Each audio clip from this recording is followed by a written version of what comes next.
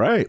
And we are live. The Last Word with Lord Cognito, Ebontis, Ty Guy Travis, and some illustrious guests at the Destiny Campfire that I cannot wait to talk to before we get into all of that. Let's start with the cheater himself, Ebontis. How are we doing, sir?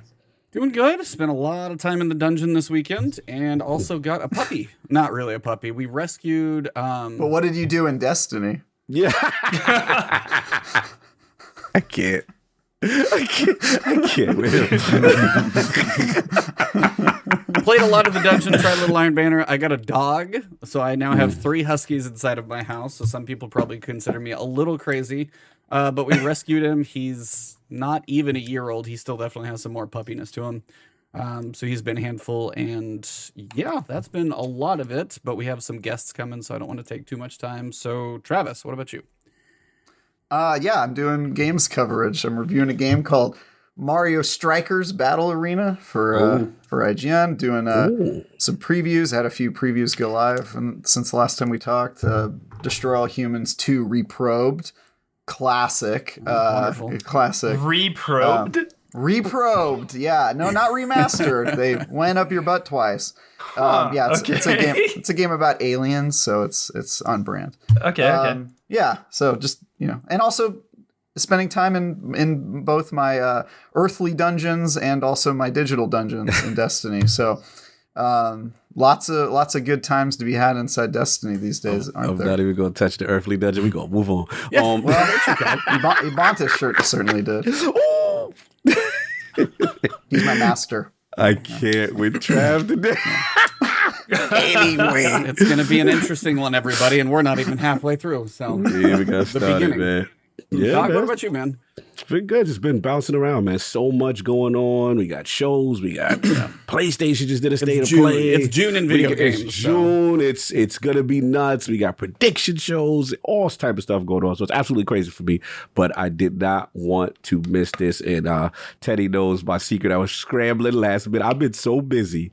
I didn't get a chance to touch the dungeon until today. And I literally was scrambling to the last second. But yeah, we'll talk. But we got some cool guests, man.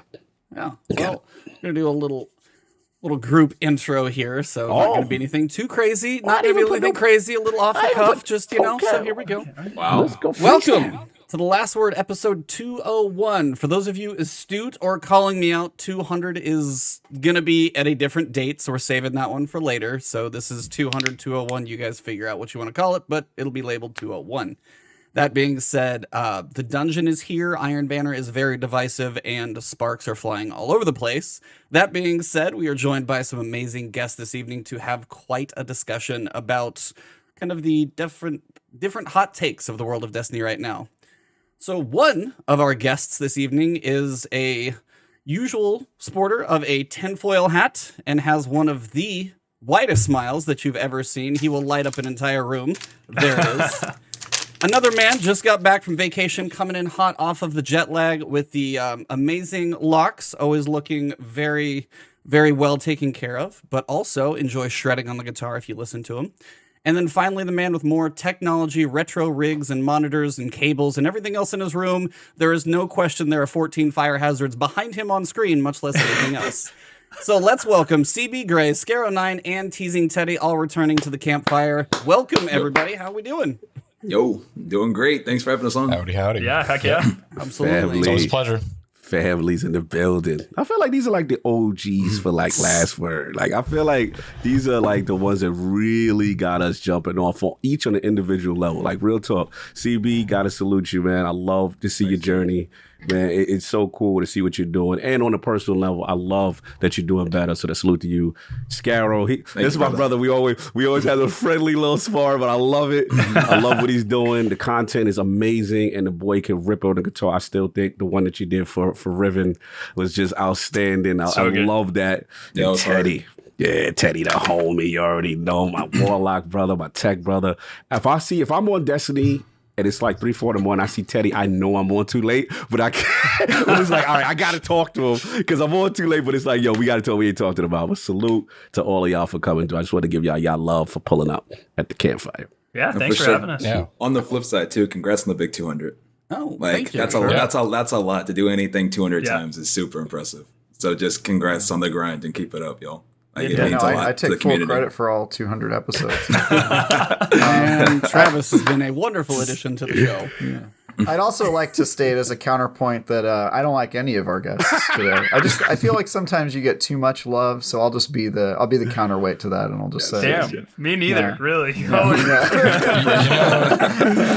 know, in a Telltale game, when you say something and it says like they'll remember that, I'll remember that. Yeah, like the Bethesda text. Yeah, everyone. Yeah. I'm pretty sure I'm going to be sharing a room with Teddy in T-minus 7 days. So yeah, a GCX? hotel room. It'll be- Oh yeah, GCX. It's gonna be Are a we little all awkward. Which going ones? to be there? I'll be there. I'll be there. I'll be there. Skarrow, you going to be there? Where? GCX, you going? GCX. No, not this year. Not for me.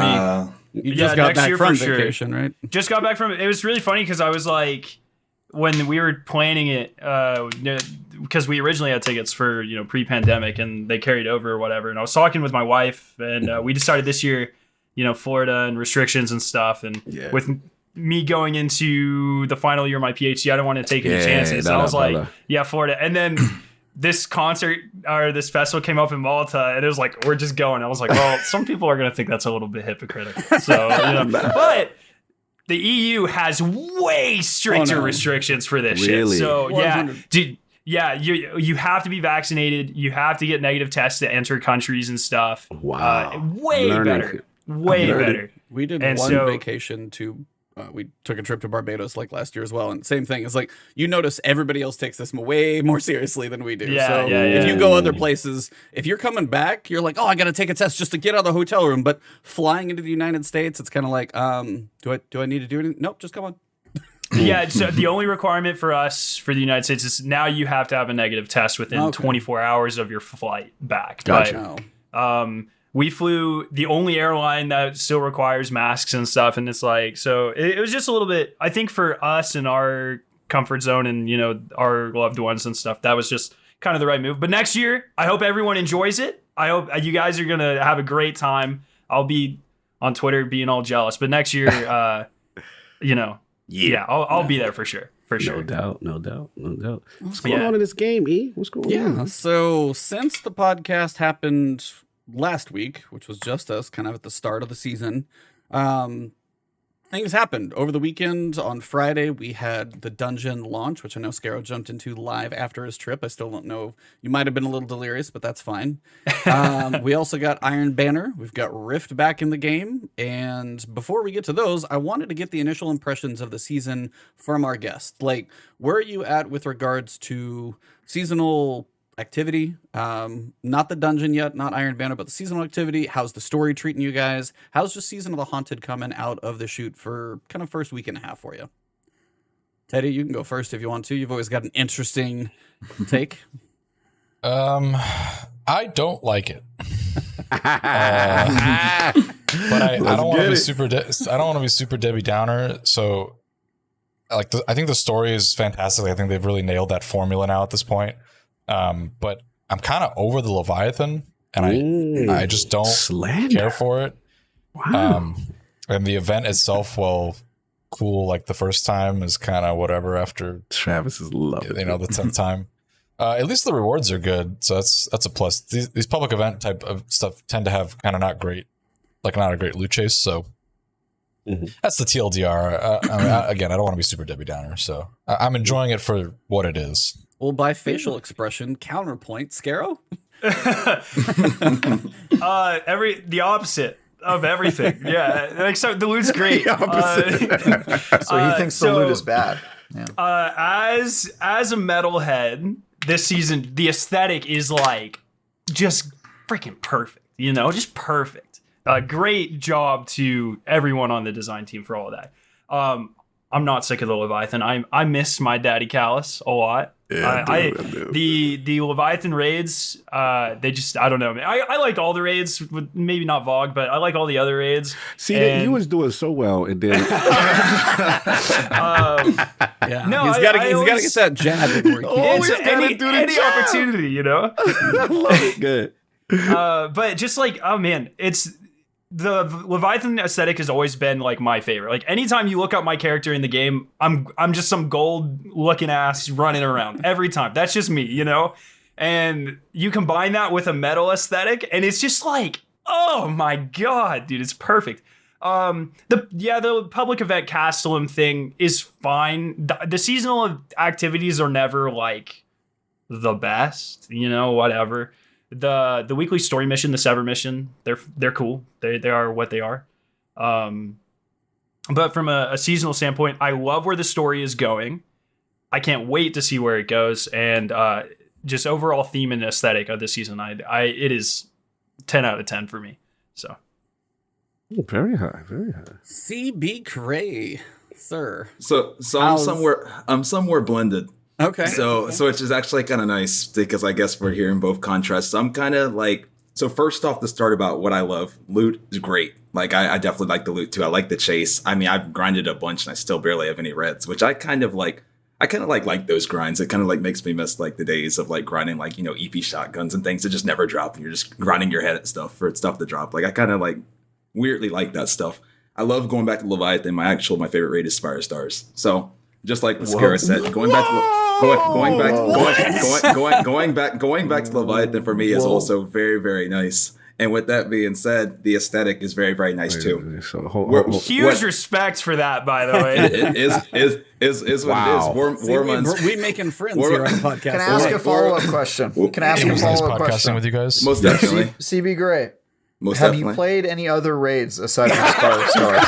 Every single one, 50 Okay. plus. Now I'm officially confused. That was my one qualifying question. With that being said, I mean, in general, Warmind, I just think doesn't get the credit it deserves for what it did to the game. Hard agree. Forsaken. I agree. People don't realize what Forsaken did. With the Whisper, with everything that it did to set up Forsaken, it was the alley-oop that loved Forsaken. I would agree with that. We can get that. We can get into that a different day. I'm not going to let you ride off that Spire. We'll let you finish your thought, but we're going to get back to that Spire. I love Vault of Glass. I love you, brother. I love you too, brother. We need explanation. Continue. So lastly, though, all I was going to say is with me, the one thing that I'm hoping that's like it's left for me to be desired is the story's great. I like the public event for what it is and Sever for what it is, but I'm hoping that they expand where we're not just always in Sever going to Gauntlet and the public event only being Dogs and Bath. I would love to see it expand to Drain, the Armory, the Conduit. The Leviathan's just so vast and it just feels like we really only got a tiny little portion of it. So I'm hoping that over the season things evolve or else I feel like it's going to be stagnant. Like I would hope not to be in August still running around in the dog room or in Sever still in Castellum. That's going to, you know, that's the part for me. I'm hoping that we see some evolution in maybe Zavala's story or Kaido's. I bet Containment will stay the same, but Sever, I bet like we haven't seen anything with the outside of the Leviathan yet. Mm-hmm. I bet like Kaido's, because it's like pretty obvious. It's going to be her and Gaul, right? And I bet that scene, I can just see it set on like the old entrance for the Leviathan on the Gold Bridge. And you're just like looking out over the moon or whatever. Like that's like perfect. I bet that's what it'll be. Exactly. Trailer, well, I was just going to say from the trailer, there was one, like the portal in the Gauntlet room where you jump into the ring, like to face him. That same looking portal is in the loot room of the old OG Leviathan raid, like where all the Callus robots are on either side. Sure. Exactly. That's why I was like, I'm wondering, like, first two seem to be with like Gauntlet. Hopefully the next couple. So that's what I'm praying with. If we're in loot room for Kaido, awesome, and then maybe Zavala if we're in, anywhere else. It could be anywhere. It could be outside, like Skarrow said. It could be in Conduit. It could be in the fans. Remember the fans area? It could be just expand Leviathan. Right now, it feels small to me. Yep.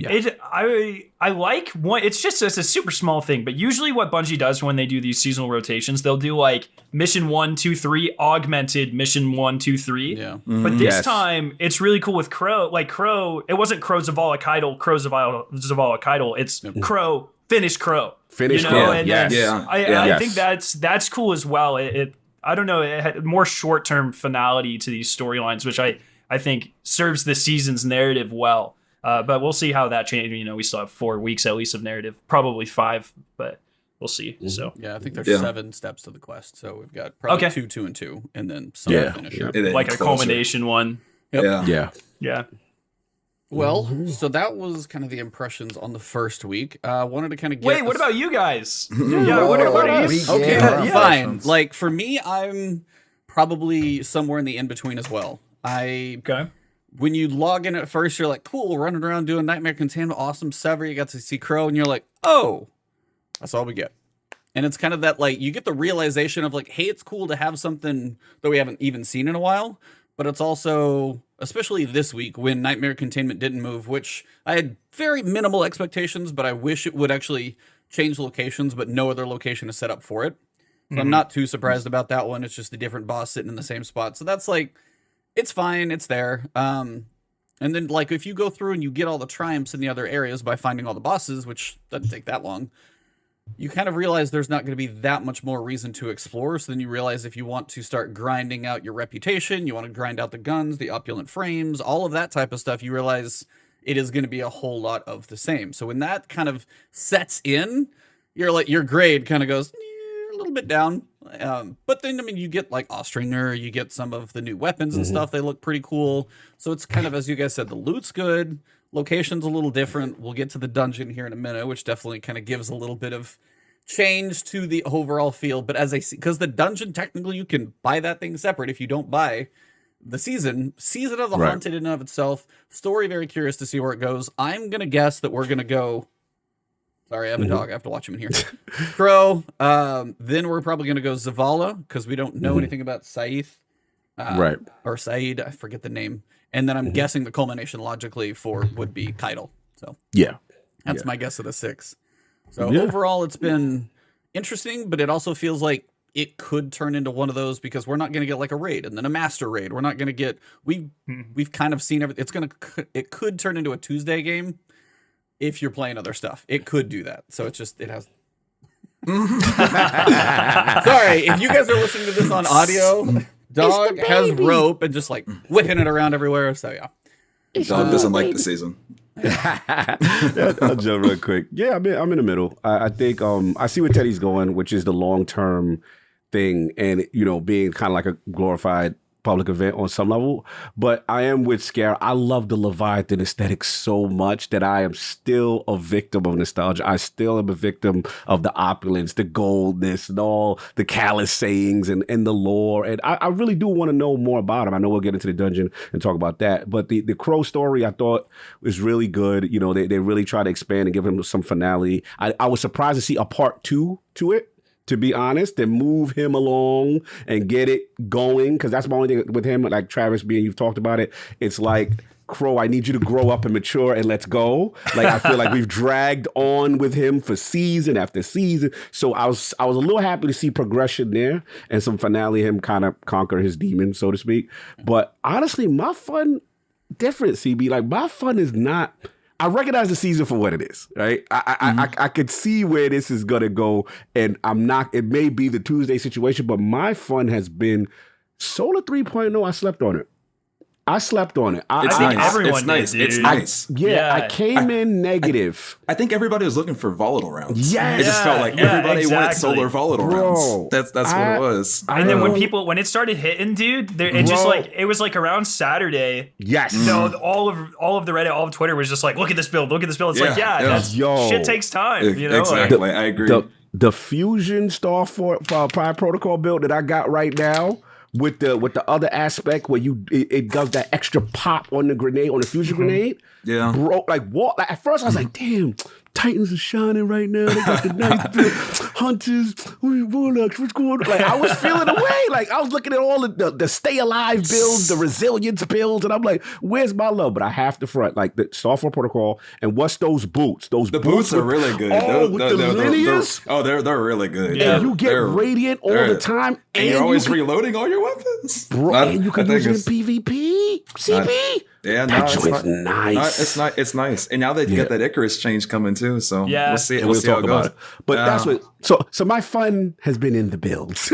That's fair. That's fair. That's fair. Trav, bring us down to earth on this season because your face says it all. Yeah, y'all are a bunch of Destiny simps, and somebody needs to put you in line. I said that the seasonal title for this, the Season of the Haunted, is a very apt name. I said that last week, and I stand by it because Destiny itself is haunted. It's haunted by its engine that is cracking and breaking under the weight of its age, which we're now seeing in that. It's haunted by its storytelling issues and its crope opera, as I call it, with dealing with Aldrin and all that for multiple seasons. I'm hoping that it'll be over.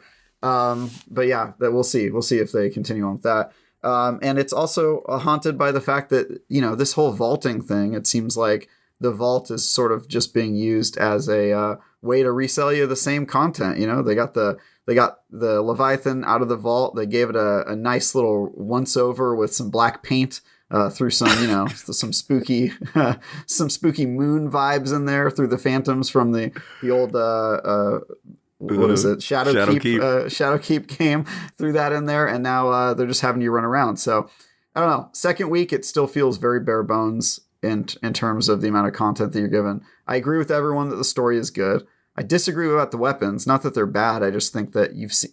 I mean, how many new weapons are there? They're again reissuing a lot of the same weapons.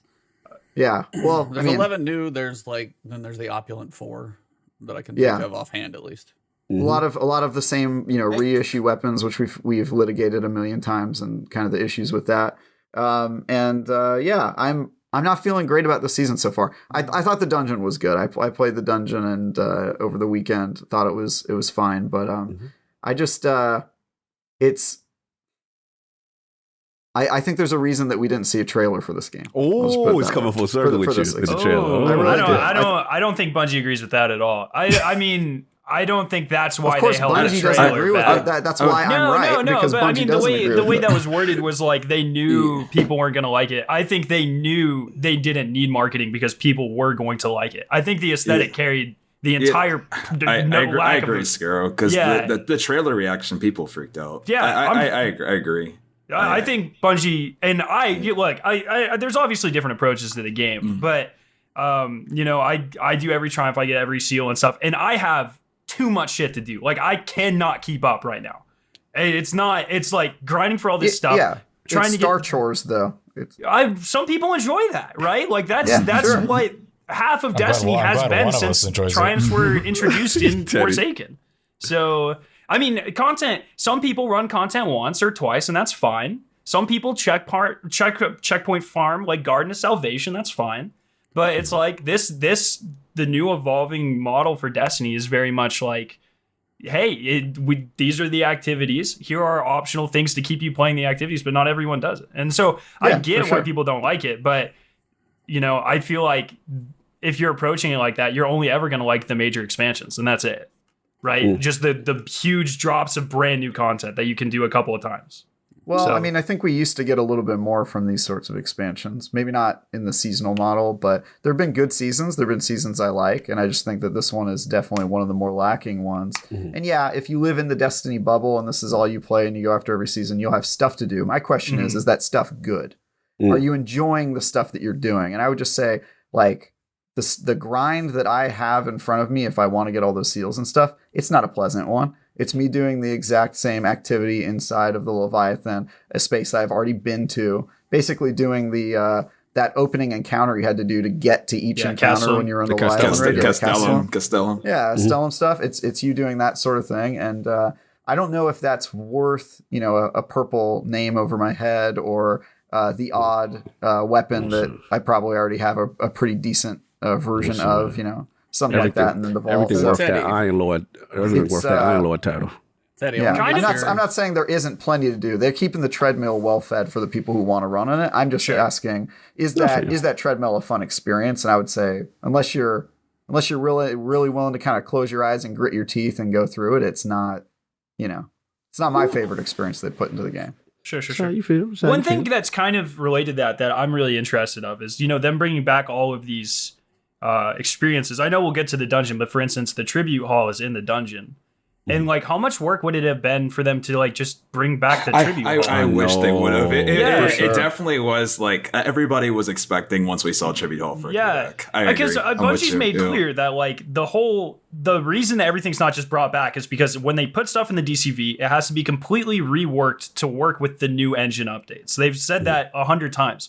but like it's in the game. Like the space is in the game. They've reworked those assets.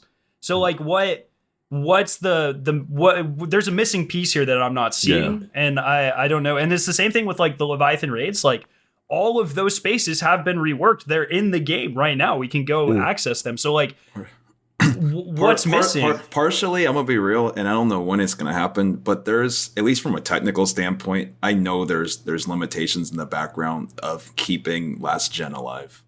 And I just don't. I don't know. I don't know when we're going to be able to walk past it because of the scalping situation. And in my opinion, they probably would have needed to say something around now if Lightfall was going to leave PS4 in the old Xbox.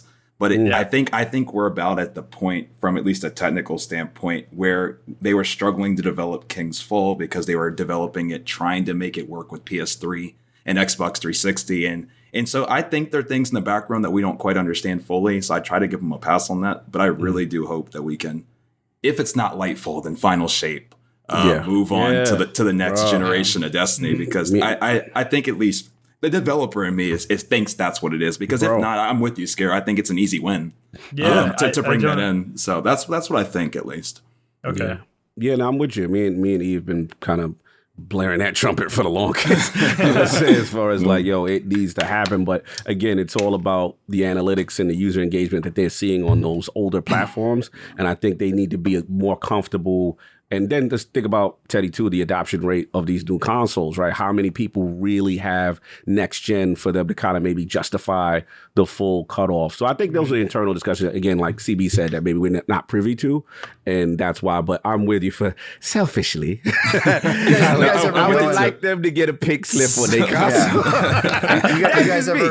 You guys ever go and hang out with like your casual friends that or play a few games? Like I went to a wedding this weekend, and I'm an extreme gamer. They're like, they've got and it was so weird hearing that everyone's still on the PS4 and Xbox One. Like everyone there, they were like, "Oh yeah, I got PS4. I'm thinking maybe I'll upgrade to PS5 maybe in 2023. I'm not really sure," stuff like that. And it wasn't really even on their mind. It was like everyone. And then they were like, "How about you, Travis?" And I was like, "I got them all, man. I got OLED Switch, PS5, Xbox Series X, 4 Series S's," and they were like, "What is wrong with you?" That's a separate conversation. But I love it. I love it.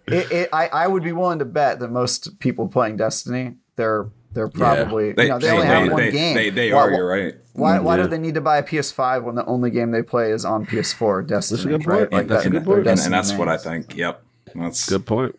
Yeah. Well, that kind of gets our feel of the season so far. Nicely well rounded, I would say, everybody. One thing I did want to ask you guys each, favorite gun so far that you've got from this season? Storm Chaser by far. Oh, we got that Storm Chaser. I haven't seen it yet. I have auto-loading, firing, liquid coils, and charge times. Oh, that's just disgusting. I've run it like 40-something times, so I finally did get it. And wow, it's ridiculous. Nice. Wow. Every single one when you fire. Oh, my bad. I was gonna say every time with firing line, if you're shooting all three, you're getting like 46 on like all three of them. Jesus. I've heard it's just busted. So it's a triple. It's in a different style. It's an aggressive triple burst. Yeah. Wow. But each 3-round burst only uses one bullet. So every bullet, I'm over 100K. It's doing so. It does like per burst, like 3 times as much damage as a single shot of reeds, and it shoots faster than a single shot of reeds. Yes, and I've charged time on it. I'm blood, sweat, and tears for that damn reeds with the fire. And you mean to tell me already it's been outclassed?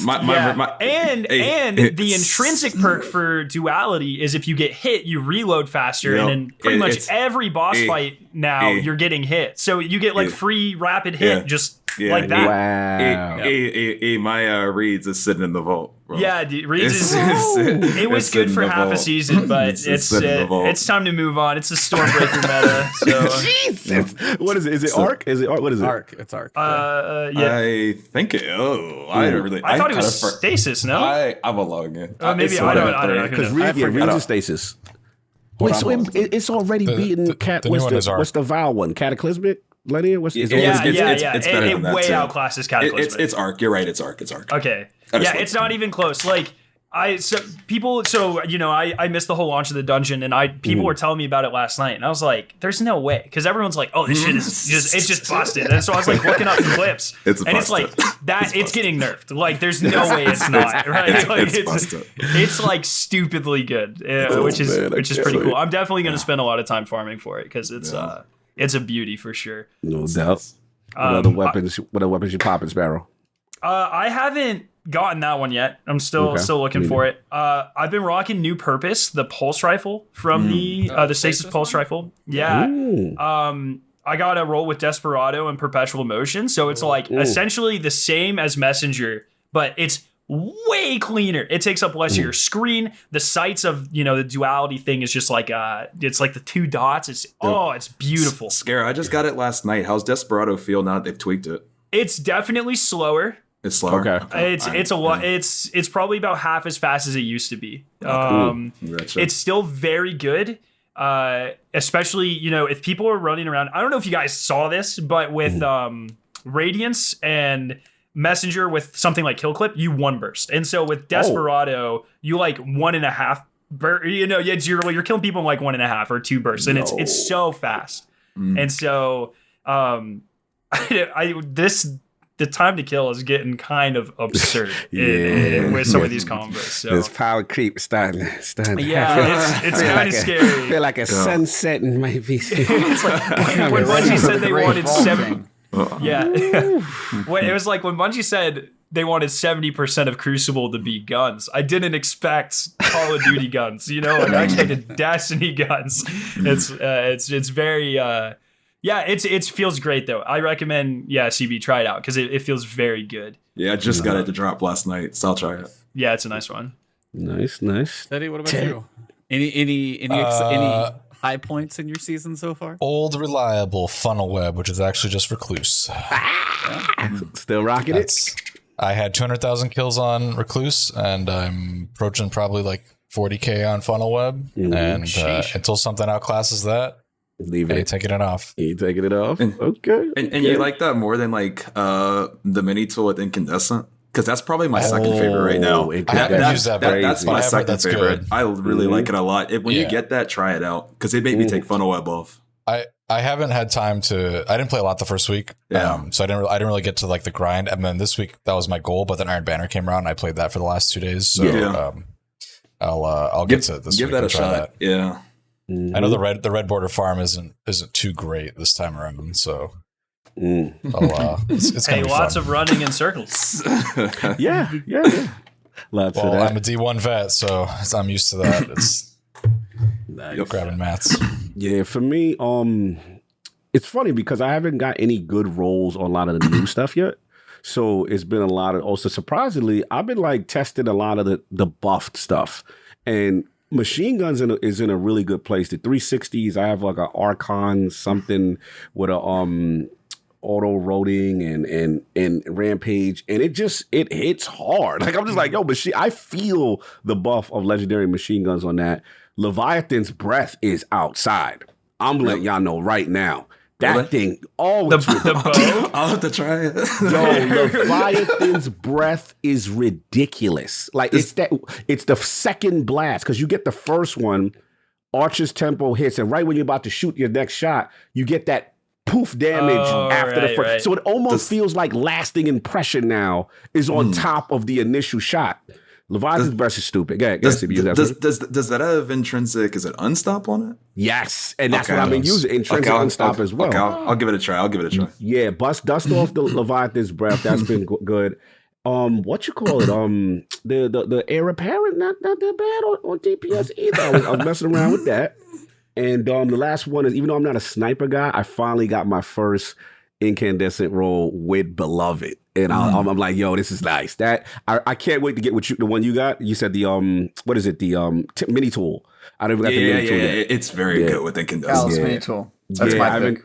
Yeah, I haven't gotten it yet, but yeah, I've been kind of messing around with the older stuff, and then obviously with stuff we talked about with Vex is just stupid right now in conjunction with the Warlock boots and stuff like that. But yeah, it's mostly old stuff. I haven't got good rolls. I got the auto. I think it's a 450 precision. I think I got like a Dagio on it. I will say it's very accurate for a 450. It doesn't jump around a lot, so I thought that was cool. But yeah, I'm still waiting for some better rolls. But what about you, Trav? Any weapons? Any old favorites? Anything you've been messing around with weapon wise? Yeah, I finally got a good roll of Callus Mini Tool, and that's been hard to get rid of. It's a great that one just weapon. feels good. For 900's always hit or miss, but man, that one just brought it back. It's good. And it's very much in the PvP meta right now, so that's been my go-to. Wow. Nice. Oh, also Trespasser. Jesus, dude. Oh, Trespassers. Unbelievable in PvP. Yes. Disgusting in PvP. I haven't tried it in PvP yet. Yeah, it's really good. Okay. What's that new stasis fusion rifle from Riptide. Crucible? That thing's good too. That thing's good. I got a perpetual chill clip, or I'm sorry, not perpetual, a compulsive chill clip, and that is beautiful. Nice. Yeah. What about you, E? What you been running?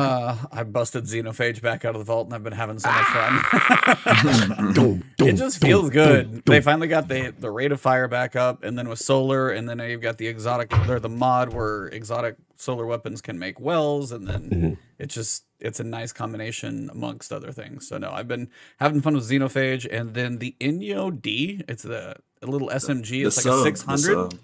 Yeah, that one feels. I got like a Feeding Frenzy, a Rampage, something like I got like a really good roll on it, and it just kind of feels very solid and reliable right now. Is that a PvP or PvE? I think PvE. I'm using that in PvE right now, just as like kinetic for stuff. I was calling it Baby Antiope. Oh, okay. What's up with the name though? Yeah, it's like Inyo D though. Inyo D. Inyo. Oh my god. Yeah. But yeah, I got first drop of the season. I literally loaded into the castle and the containment, got a random drop, and it was a Rampage Feeding Frenzy Inyo D. And it's just like, I haven't used it yet, but it's like, it's got range masterwork, extended mag, extended barrel, like everything you would want on it. Haven't touched it, but maybe I will. But yeah, I'll check it out. I totally forgot I had that. So thank you for bringing that up. Yeah, nice. There's been a couple nice surprises. We got a solar legendary bow. I don't have a good roll on it yet, but that'll be coming from Vanguard. So good to see that's back in the mix as well. Very nice. So yeah, big thing that launched after the last podcast, Dungeon. So we didn't know anything about it going in, and we now have Duality. So it is here, takes place, as you guys said, kind of starts out in the Tribute Hall, and it's an interesting one. I've heard kind of some people having some like, hey, we want enemy density. Oh, it's too much, and then it's this kind of weird little back and forth that we're kind of hearing. So I wanted to get your guys' takes on it for those, which I think everybody's played at this point. So Cog, you might be fresh. I want to let you go first. Yeah. I might need to go first because I'm literally at the end, so I'd rather you guys talk afterwards because I'm literally at the boss. But look, this thing, Dungeon's always interested in me, how they're going to approach it. And obviously going into Leviathan and stuff like that. So the first thing off the bat, the lore aspect, I'm feeling it. They took the approach with the whole shooting the bells, duality switch, alternate reality switch, what I really like. I don't know how I feel about the aesthetics of the like super red. Like it's like very, I don't know about color saturation on my TV or my OLED or something might be off. Because I'm like, man, this is really fiery. Like it's very red. Yeah, it is. Yeah, like Jesus, I get it. I'm in another dimension. Thank you. You know what I'm saying? But other than that, like, it's cool. E, you hit it out the park. The thing that I'm noticing, Teddy's probably laughing because he heard me like screaming at. I'm like, yo, I keep dying. I'm like, yo, where are these enemies coming from? Like, it felt like battlegrounds in a dungeon. I'm like, yo, they are coming out of the woodwork. But part of me like it. Part of me was like, yo, this is cool. Like, I'm really fighting for my life, and you don't know where it's going on. So I think the last encounter was like 1570 or 80? 70. It's 70, yeah. So. Yeah, like 70.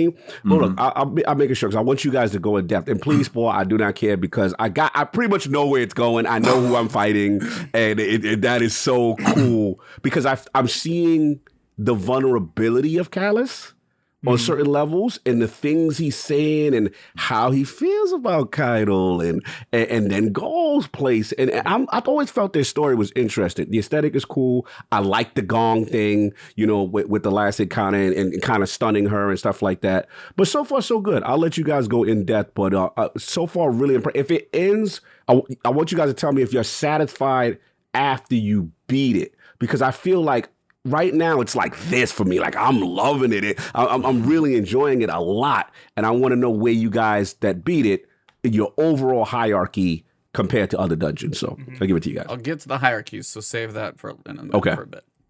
Teddy, what about you, man? I liked it. It has a very Zelda-like mechanic where it's sort of using the same space but two different versions of it, and I've kind of always wanted some version of that in Destiny. So I'm glad they've come to that realization and made something.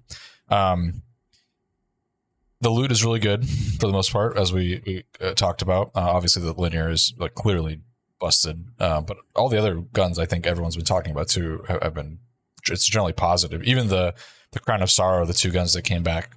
I think the machine gun get killing tally. It can, finally. Just got a killing tally field prep one. So I did too. Me too. With you.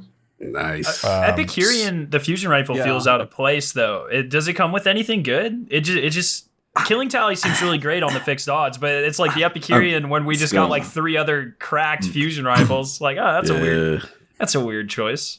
I think the armor set is definitely a miss. I know some people like it, but whatever. I'm not gonna.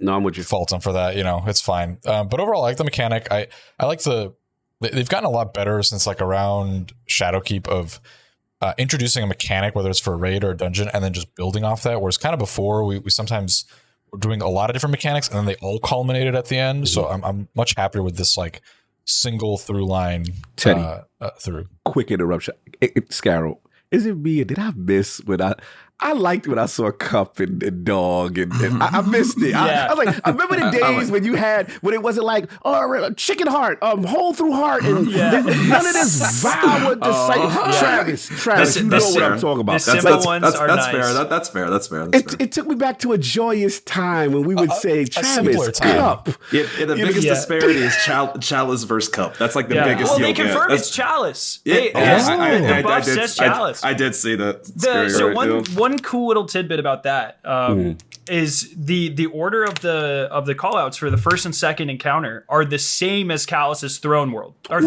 from the original Leviathan. They're in the same order, but for some reason on the final boss, Keitel, they flip one of the sides. It's not the same. So I don't know if that was a mistake or like if it's just a weird coincidence or what. But yes, I do. It's nice having those symbols. I missed it. It's way better than like Black Mesa having a picnic on a Colorado plateau. It was fun overall. Like we did a blind, and I will say that the first time we went to the Nightmare Realm, my reaction was, am I playing Virtual Boy right here? Like, is that what's happening? That's the red was really strong, and I'm like, this is a little too much, but I like the aesthetic. It's nice. So overall, it's got 2 thumbs up for me. The triumphs, thankfully, are not like super bad. That's usually you know me. That's if they do bad triumphs, I'm like, oh, eye roll. Here we go. Like I do like that the certain triumphs boost your exotic chance for the sword. I think that is like really perfect change. Finally, some way. Nice. So at least when I get to 40 runs, I felt like I somehow made it better instead of just screaming at the heavens, hoping that it drops for me. So, but what about you guys? What do you guys think? CB, Skarrow? For me, I mean, I love it. I mean, there's like a lot of things I think in this dungeon to really love. I mean, I don't think it's perfect, but like, to start off, weapons, I mean, I already said my favorite one, Storm Chaser, but in general, weapons, I think were a huge win. Like, huge win. And to be honest, I think it's worth recognizing that it's the first time, in my opinion, we've ever gotten dungeon weapons. Because I just don't consider, Ias Luna and Matador, and, like, they dropped in the dungeon, but I was using them when I was in college in 2014. They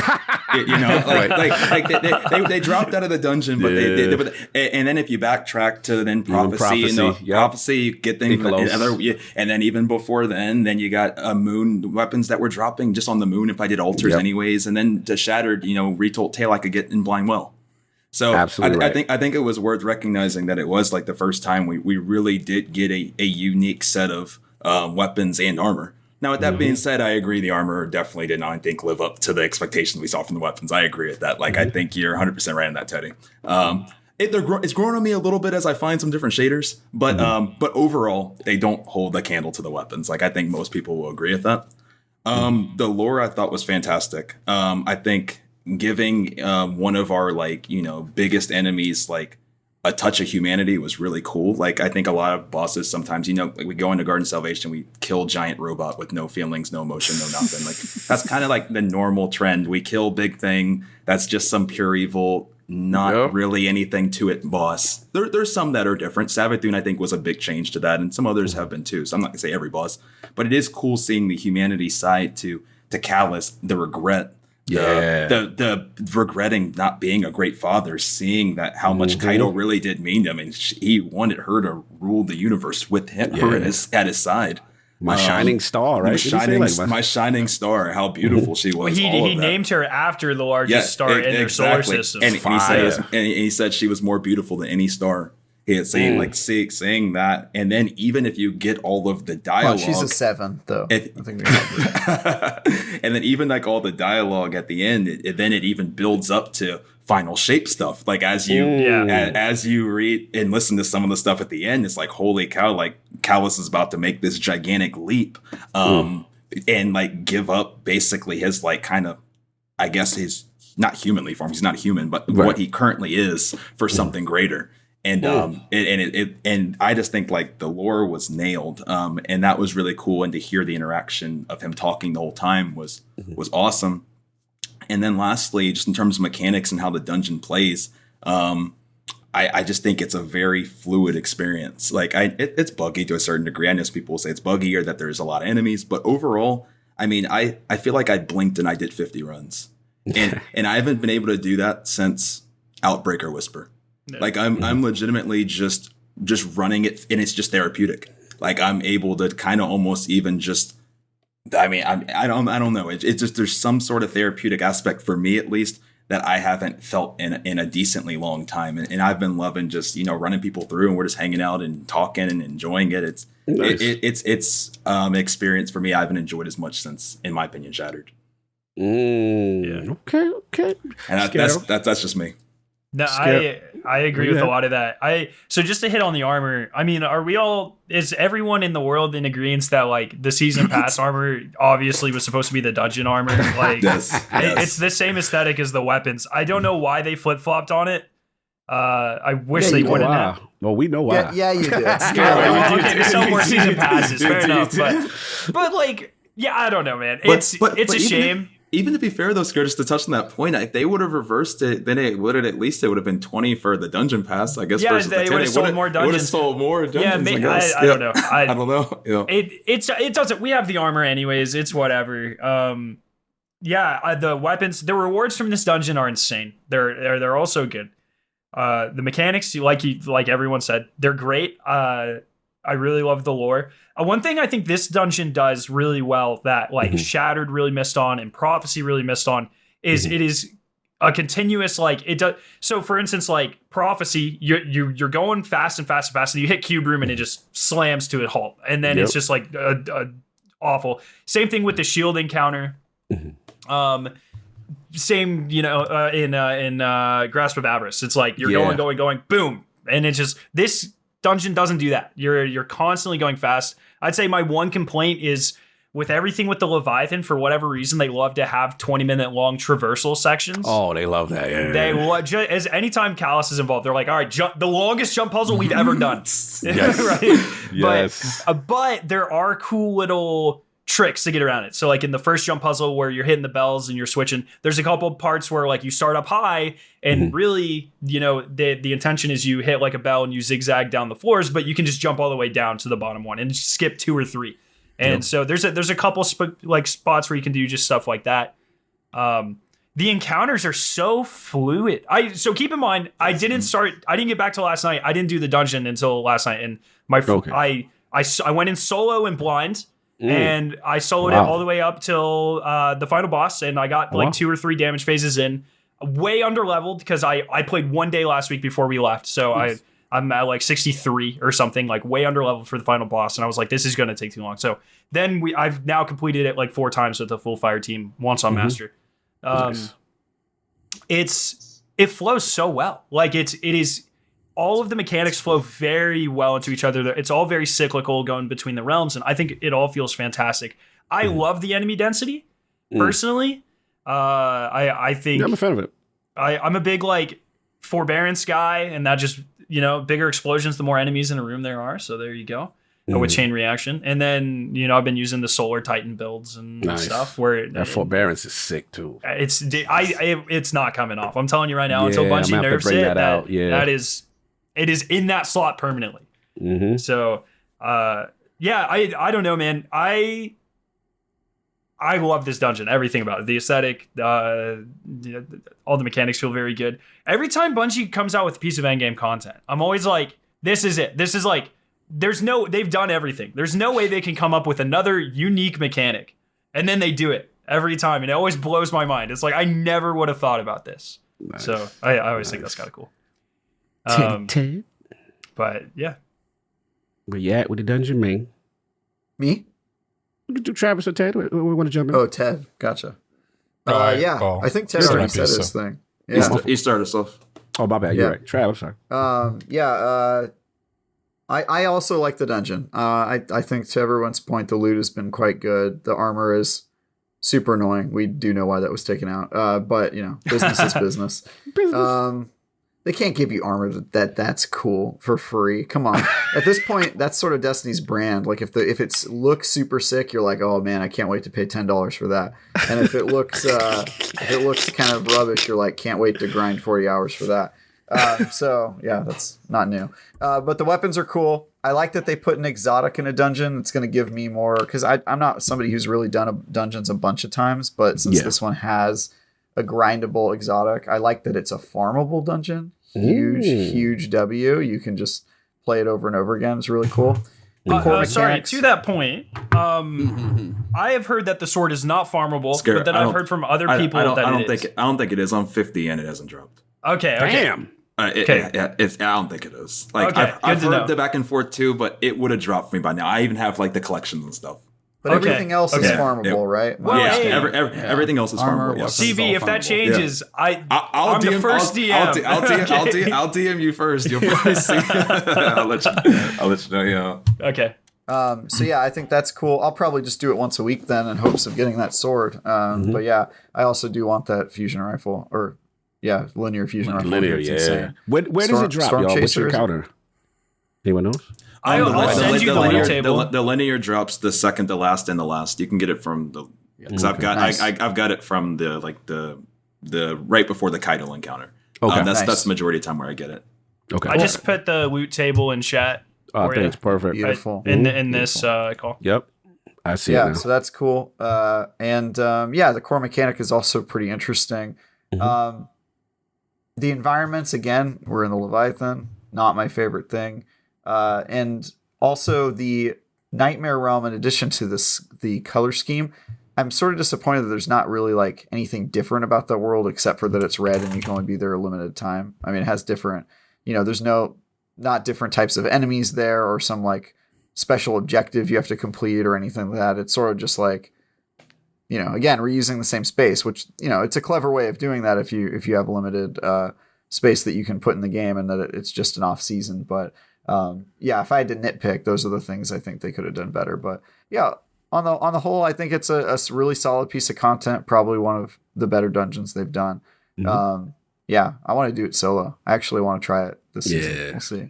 I have to be higher level. I'm not going to be able. I can't do like Skarrow 1263 and solo it. I can't do that. That's. I mean, I could, but it would take me dozens of hours, and I ain't got that kind of time, man. I gotta I got to review some 2 out of 10 games. That's what I got to do. Nerf Warriors 2. Nerf Warriors 2. Yeah, Nerf Legends. Nerf Legends. To the aesthetic point, I don't know if anyone noticed this. I'm sure some people have, or maybe hasn't clicked or whatever. But as you get further in the raid, the Leviathan is turning more into a pyramid ship. Like there's more. You get like Cabal cased in amber before the final encounter, and then you get like the witness statue things and all over the place right before.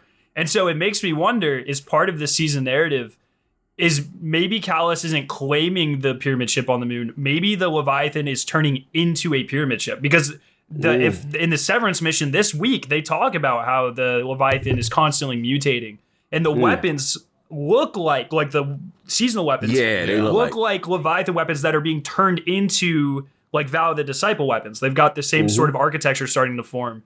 So what if the Leviathan turns into just a pyramid ship? That'd be dope, or like a pyramid-ish ship. It's gonna be one of the bigger ones then, I'm sure, because that thing's huge. It'd be. I think that would be a cool little twist on it. It'd be very Callous as well, Maybe the moon will turn. I don't need that ship. I've got my own. Yeah, I think it'd be cool. Yeah, so it's really cool. Yeah. All right, real quick, everybody's gonna go around. I want in order. I want your number 2 dungeon, and then your number 1 dungeon. Oh shit. Damn, it's hard now. Who's up? I'm gonna go the way my screen shows for me, so I'm going. CB, you're first. I need your number 2 dungeon. This one, then Shattered. There you go. That was a number 2. This is number 1. So Shattered will always be my number 1 for what it did to the game. So for what that did to the Dreaming City, for what it did to the curse, for what it did for the Dreaming City as a space, for the Last Wish unlocking it, for all the lore that came with it, for the Ascendant Challenge and everything all coming together and making the Dreaming City what it was. There's never been an experience since. And I really hope that they change the Savathun's Throne World to start being more interactive with stuff, because let's be honest, it's been 3 months and what are we doing in the Throne World right now? Yeah. Like Shattered Throne did more for the game than a lot of people realize. So that's where I'm at. And then this one is number 2 for me. Okay. Skarrow? Oh, it's such a hard one. Hard, I know you got a little recency bias. I understand. Yeah, I am also. Anyone who knows me knows I am like the biggest simp for recency bias on the planet. Every time a raid comes out, I'm like, this is my favorite raid. Like, no matter what, every time. Except when Vault of Glass 2.0 came out. But it's hard to have recency bias for that. Fire Stars guy. Fire Stars guy. Oh, man. I might have to go with CB on this one, actually. I really like Shattered Throne's easier. It's less dungeony. It's less intense, but it's very... Like, anytime I'm warming up for anything, or I'll just go, like, solo the Shattered Throne. Like, it's it's just a great time. I always enjoy it. It's a great fallback every time. Guys, new fragments are out. Go to Ikora. That's all. I'm not going to waste your time. Enjoy. Let me know which one's your favorite. I'll see you guys soon. Love you. See you in game. I just started playing it yesterday. Like, I don't know. In terms of aesthetics, it already puts it near the top. And it doesn't have any of those super, like... So, like, Grasp of Avarice... I immediately knew that wasn't going to be one of my favorites because of the shield encounter. Like the one encounter, I was like, this is no. Yeah, I didn't like that. Same thing with Prophecy. Pit of Heresy's fine, but it's a lot of running. But Shattered Throne is always sweet, short, to the point, and this one I feel like it flows very well. So yeah, probably number 2 for me as well. A lot of Shattered Throne, though. It's just good, There's nothing. No, I mean it's a classic. It's a classic. I'm not being disrespectful. It's a classic. I'm gonna have to agree. Shattered Throne, for all the reasons that CB outlined. I think that's the best one. But I will differ on my second one. I'll say Prophecy, only because I do agree that the second encounter, or the cube encounter, as well as the encounter in Grass for the shield runner, just kind of ruins the whole flow. But it's the closest thing we've ever gotten to Sparrow racing. I want that so badly. So when I saw that, and it was Rainbow Road inspired, and it flowed. That's fair. Yeah, that's just, and the aesthetic obviously is like incredible in that raid. But yeah, I like this one too. I think I haven't played it that much. I did grind the boss a little bit last week, but I haven't got enough time in yet to like really say definitively whether I like it. But I do agree the flow of this one feels really good. It feels like Shattered Throne, where you're just kind of, it feels like you're constantly moving, but it's not like a Pit where you're just running sort of needlessly and backtracking a bunch. Here's another tunnel. Yeah. That's the tagline for Pit of Heresy. Damn. Another tunnel. Travis? You are muted. You are muted. You're Might be sir. muted. Muted my mic. I'm also going to go Shattered Throne on this one. Wow, unanimous. As number one, and Prophecy is number two. So I guess I'm same as Teddy. My reason for Shattered Throne is the thing I remember most about that one is, in addition to the discoverability and being like, yo, I didn't know that this was here. But I remember as soon as I was finished with it, we went back in because somebody on Twitter or Reddit or something had discovered the secrets, and the bow was starting to get discovered. And so we went back into it and we started like searching for that quest line and trying to figure out how to get that bow. And I just remember that being so damn cool on top of an expansion that was already so good and had so much stuff I wasn't expecting. So that's huge. And then for Prophecy, I just think when it comes to dungeon mechanics, I don't think that they've done better than the Shadow and Light thing, because that was such a cool damn mechanic. And I think that's probably the best dungeon specific like raid mechanic that they've ever put in the game. And it was just so cool, like figuring it out and being like, oh, it's when I'm in Shadow or in Light, that's what's causing the difference here. And then applying that to all the fights was just really cool. So I also really like I like any boss fight where you're chasing somebody down a hallway. That's a thing in Dark Souls as well. They'll put like a boss at the end of the hallway, and you have to like survive all of its fights all of its blasts as you run toward it. And so anytime they do that, I'm sort of a sucker for that fight. You're like running down a hall. Nice. Yeah, you didn't just stand there and have a shoot at him. Yeah. Chavs don't mind. I don't want to be a prisoner at the moment because I love Duality, but it's too early. I need to process a little more. You know what I'm saying? Before, but I think it's gonna fall in that 2 or 3 range. You know what I'm saying? But Prophecy is my baby. Prophecy is my baby. I love Prophecy. It's the same thing. He said, I think it has a nice balance of different mechanics. Like Travis said, the light and dark. The boss fight really is fun because what I like about the chasing, also, if you get caught and penalized, you get sent back. And I thought that was an interesting mechanic during a boss phase. I like the aesthetic of the encounters before with the room changing, the structure as you're the cube room. I thought that was cool. Even the vastness of the outside. It's funny because the way y'all talking about Shattered, I should have it up there, and I love it. Like, I don't hate Shattered. I guess, I don't know. I just got a weird thing with it. I was just like, okay, I did it. I loved it at the moment. I know what it is. Shattered, I don't necessarily care for replaying all the time.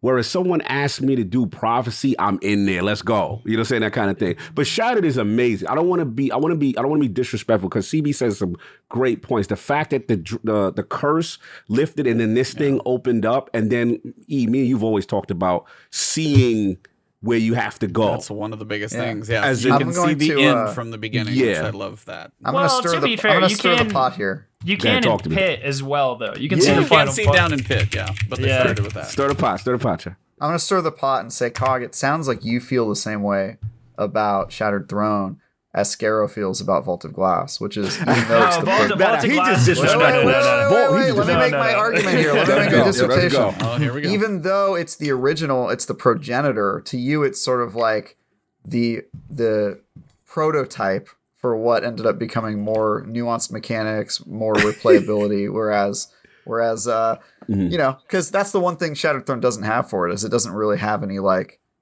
mechanical theme around it. It's sort of you're fighting taken and you work to the end and that sort of thing. So it's sort of like the milquetoast dungeon, and that is what that's the biggest criticism of Vault of Glass, is that it's sort of the prototype for all raids to come after. And either you were there when it was originally came out, you have a lot of nostalgia and it's your number one, or you think it's the worst raid in the world, and it all just depends on your perspective.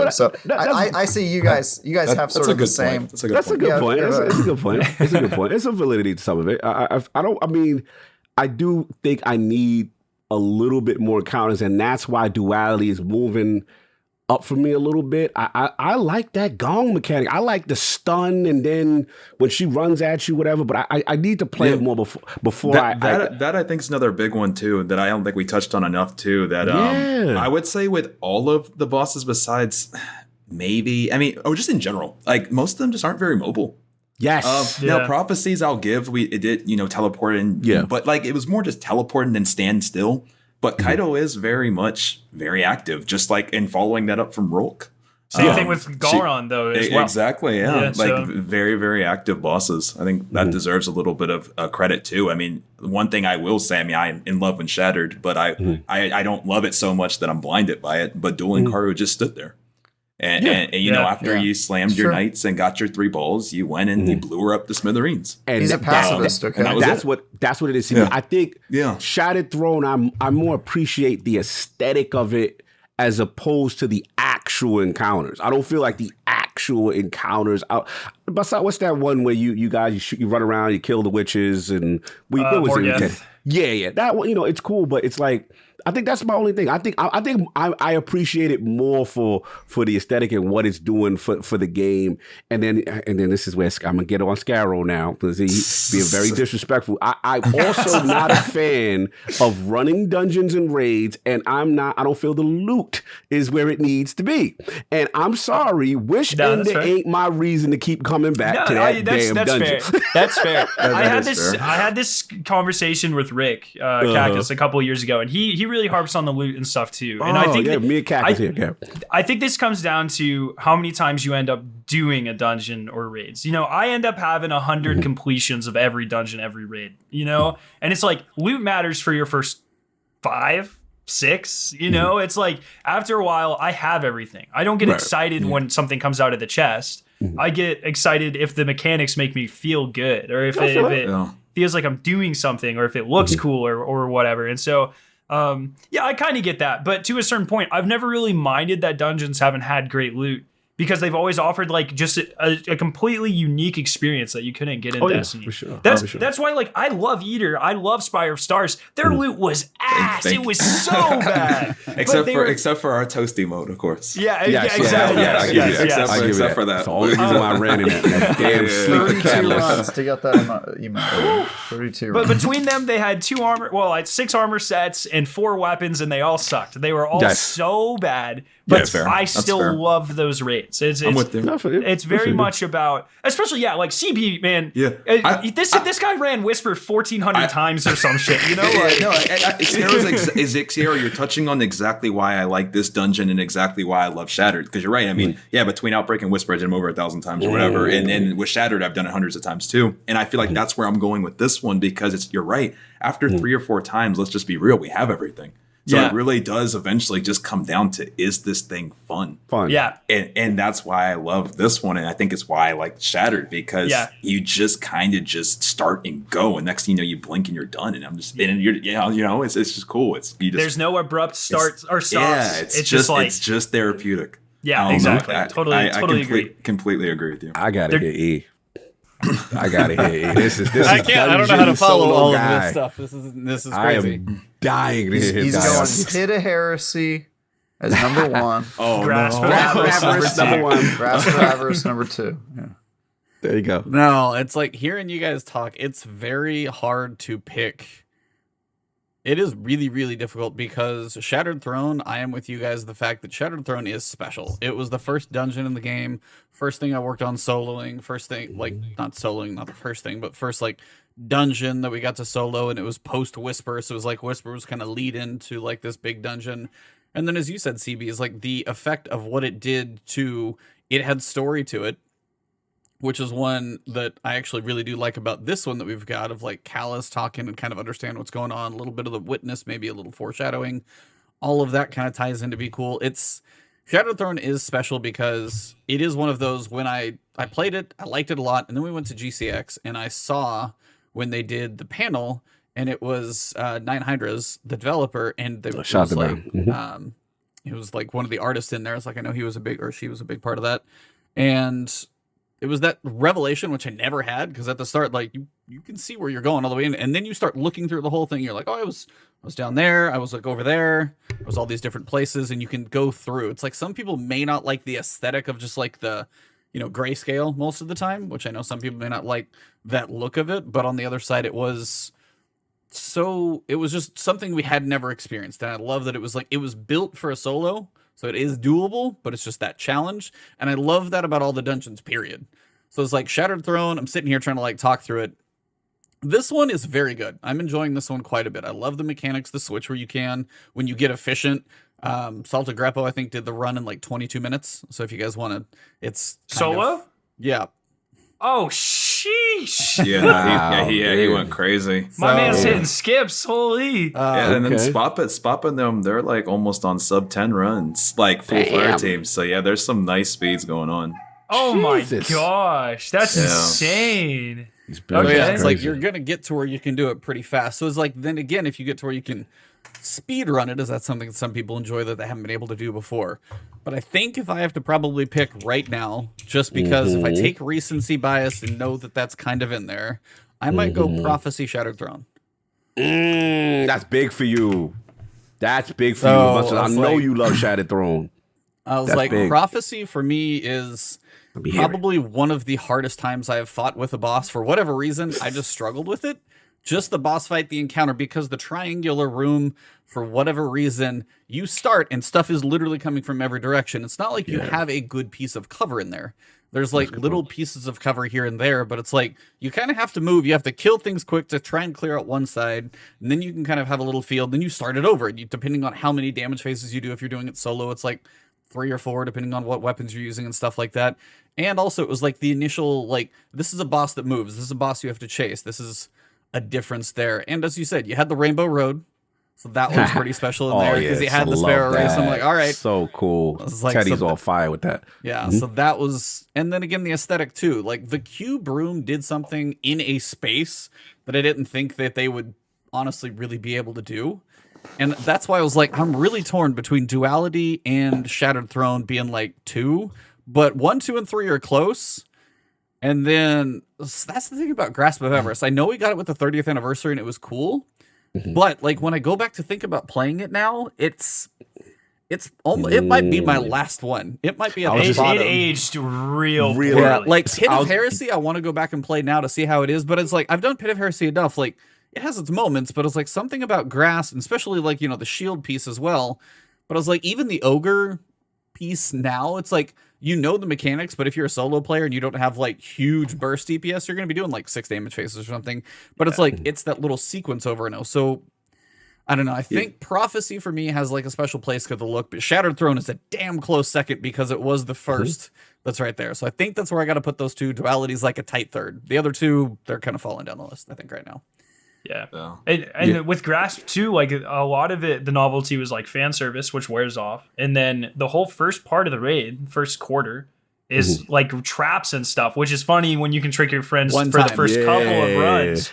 But then every subsequent run, it's like, how quickly can I just like get through this? And I think it goes back to that fluidity, Skarrow, too, because if for me at least, I think the fluidity gets cut off when you get to the servitor part where you have to start blowing up all the servers. It just feels so slow, and that's the thing that kills me. It kills that fluidness. Like I feel like I'm at a halt and I can't speed it up.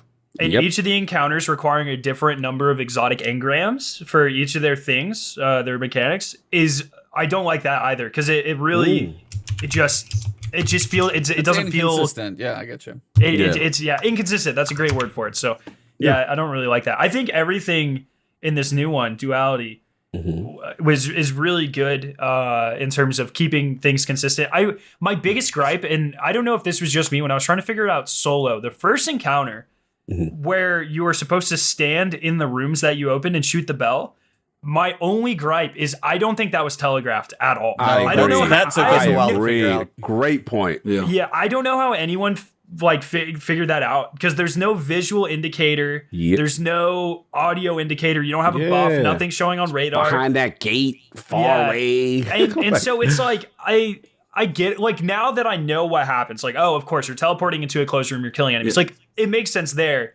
But I think for a first run, it wasn't telegraphed well. But now that I'm doing it, every time I do, I'm like, damn, this is cool. And it feels good. You're running out of the rooms as quickly as possible. You're like, you're Matrix style, like necking people. You're and you're like, get as much time for the boss as possible. I love that stuff, dude. Feels so good. So are we all in consensus that Grasp of Avarice may have fallen to the worst spot? It's It's definitely between that and Pit for me, I think. So. Yeah, Pit's above grass for me. I'm in the same bottom two though with Skarrow. Yeah, it's Pit's cool, but a lot of the things again with Pit, like the sword, having to kill the wizard with the sword always takes forever, like way too long. It's not. The Shrieker's the only one of the three that's like fast to kill. The other two are kind of grueling, and you have to wait to get your health back and all that. And they're fine. The aesthetic's really cool, but it's a lot. Pit also has that in between encounter that takes forever between the boss and the totems. And it's just like, it doesn't need to be there. I don't like it. I don't know. I just feel it's too long. It's too long. Yeah. I don't know. So. Well, honorable the last mention. thing I'll say too about that Shattered thing that I was thinking about too that did make me like it a lot back in the day too was that every 3 weeks coming, it gave it like a novelty too, or it's like an excitement when it was Curse Week to farm it. Kind of almost like how Whisper would just be Friday. Like it was almost like an event. Yeah. I don't know. What I used to like too. I'm glad they've gotten away from that because that limited time Me thing too, is more but frustrating. only back but then. back Only then, in back the then, moment, you were back like, then, back you're then. like, oh, I really want to run it, but I can't. Yeah, It was like waiting to. It wouldn't hold up now, but back then it was cool. No. Well, Honorable mention. Oh. Crota's End. The best dungeon. Hey, you're not doing that to Crota's End. Come on. You're not doing that. No. That's the slander No. I need. Yeah, I agree. No, It is a bad. dungeon. Top dungeon. One of the top Hey, ones. CB, where you at on this? Where you at on Crota's End? What is this? I also think that the raid layers are just dungeons. To be honest with you, Yeah, get him. Well, try doing Spire Stars with 3 people and tell me how that works out. Especially with Okay. double primary. Especially Yeah, double primary. okay. That would be double primary. That's a no. With back in the day, at least when it was you developed. telling me nobody's done Spire of Stars 3-man? You need 5 people to do it. Yeah, it's not possible. You have to have 4 people standing on plates for the final 2 encounters. Not if the 3 people all have Telesto equipped. Oh, there you go. Well, Yeah, maybe. that's fair. That breaks every. There you go. Where's my opinion on Crow? Giving Banshee Telesto broke the tower. That is really maybe weird. That's my favorite thing. They can't even put it in as an animation without breaking something. Yeah. So good. It's officially very broken. Yes. Nice. Man, no, I'm adamant against the whole bring Crota's back as a dungeon thing because it's like, hey, Bungie, this didn't meet our standards, so please make it objectively worse. They were like, no, it's like, I want to see what this shit looks like as a Destiny 2 raid. I agree with Skarrow because that's the thing. That's what Fault of Glass felt like for me. Yes! Like with now, because it seemed like they tried to nail everything that they weren't able to nail the first time in D1. Like because one of the first things was, okay, you can shoot the oracles up at the top with Icebreaker, and who cares what the order is? This time you don't shoot in the right order, you're done. You can't do that. Yeah. You got to shoot in the right order. Then you get to the Templars. Like what do we used to do in Templar? Ignore the oracles and just cleanse with the shield. You can't ignore the oracles. You can't cleanse with your shield. You gotta. And then you get to the end and it's like, and you have to shoot the oracle. Like it just felt like they tried to do whatever they failed the first time. So I want to know Destiny 2-ify. Yeah, I want to know what they can do in terms of Destiny 2 version. Just make of you Crota. not be a hunter and jump across the whole thing, and that's the end of the raid. Destiny 2 Crota Exactly. would be. I bet all 6 people would have to be out there with swords whacking his ass. I bet he'd have just the stupidest shield or something. You know, like I don't know for sure, but. It makes me excited. That's why anytime someone's like, "Oh, just make Crota a dungeon," I get stop. It's so Fortunately for you, they've done worse than that, which is that they've put Crota back in the game about 400 times as a nightmare. That's fair. He's got nightmare. Eternity boss Nightmare. fight, and it's just like Jesus, dude. I fought Crota 40 times. I agree. It trivializes them. Yeah. Just for the record, I am trolling, but not joking. They have actually like put the Crota's throne room in the game as part of the Shadowkeep campaign that's or right. one of the nightmares. Yeah, you're right. Yeah, it's kind of already there in a way. So I don't know. I mean, it could be How the do you next like raid. that? It might be King's Fall. How do you like that, Skarrow? It's not even a dungeon. It's just It's a mission. It's a mission now. I like it better because I had to pay for it again. So that makes me enjoy it more. Well, low key, they brought the gauntlet back. That's what I'm saying. So like. The Leviathan raids are in the game, or the Leviathan is in the game. It's in the game. It's in the game. So like, EA please, Sports, it's in the game. Please, I'll buy anyone a beer. I'll give you a hug. I'll write you a nice letter. Like I just give it back. You know, it's like I'm with you. I mean, yeah, if it's basically there, especially if we go explore and we're like, okay, then because we ran through with Syod, or I'm probably getting that name wrong. It's Zavala's wife, whatever. I feel like we ran through like the purple covered floor, so we had like the throne room. Yeah. Like that was all at the beginning. and then we're gonna go back and see everything. Yeah, and then I know there's a picture of like is it the aqueducts with like those little like pipes that you walk on and stuff? Because I remember some picture in the trailer. There's like that wall and like the grate and the trees underground. It's like all these things like the callus robots. Yeah, exactly. Yep. So the only parts I think we haven't seen are the outside and the engine room, which was like the very center of the underbelly with the fans. The fans. Yeah. But like we have the rest is there, you know, and I'm sure someone's ooged out of bounds and they've seen, and the rest is there too. I would bet. I just want to know. I hate harping on it for so much, but I just want like a dev update where it's like a written thing of like, look, we brought these assets back. This is why we can't bring the rest of the assets back. It would be nice if we could read those. I'd be really interested in like knowing the limitations. There's a couple not to harp on it. No, there's a couple tech updates that I would love to get some questions on as well, for sure. Yeah. It's because they had to choose between doing that or keeping Eververse well stocked. I mean, obviously Eververse wins, you know? Final boss. Yeah, dude. Yeah. What else we got, E? Still no glitches, Cog, by the way. Cog and I have a game where we count how many seasons there are. Many bugs in Destiny, but 0 bugs in Eververse, and it's looking pretty good. She's efficient, man. I mean, well-oiled machine over there. What is an example of an Eververse bug? I can't think of a single one. No, there aren't any. That's our point.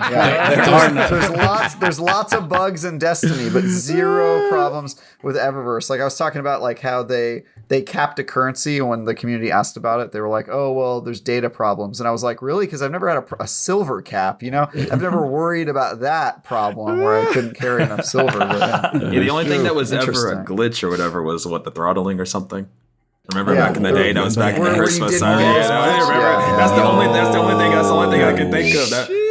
I forgot about that. That's the only thing I think that's the only thing you could put on the list, maybe. But was that a glitch? I can't remember how that went down. I don't know what. How did that go down? There have been a couple. Oh, it was somebody figured it out. Teddy will give you the history lesson. Teddy will break it down for us right now. I can't remember, but I do remember it talked about. Somebody counted pixels on their screen. Like they got some speedrunning community people who do that stuff, and they counted pixels on screen to see what was happening with the XP because the numbers weren't like adding up correctly. And that's how they figured it out. And then when they got caught red-handed, they were like, "Yeah, we have this mechanic that throttles you." And then they fixed it, I think, with Curse of Osiris or maybe right before that. But that was like kind of not a great time for Destiny because the honeymoon phase sort of had ended, and that was before Curse of Osiris. As far as glitches for Eververse, there have been a couple over the years where either like Bright Dust, something happens where it doesn't refund you correctly, or it costs too much, or like the silver won't get refunded. And I will say they fix those things very quickly. The only other one was the negative debt. What about the negative one too? I thought was that what you're doing? Yeah, because you could have the negative debt. That was a funny glitch. You owe us more. What? Yes, I remember that one too. And they fixed those really fast. Yes. Expeditiously.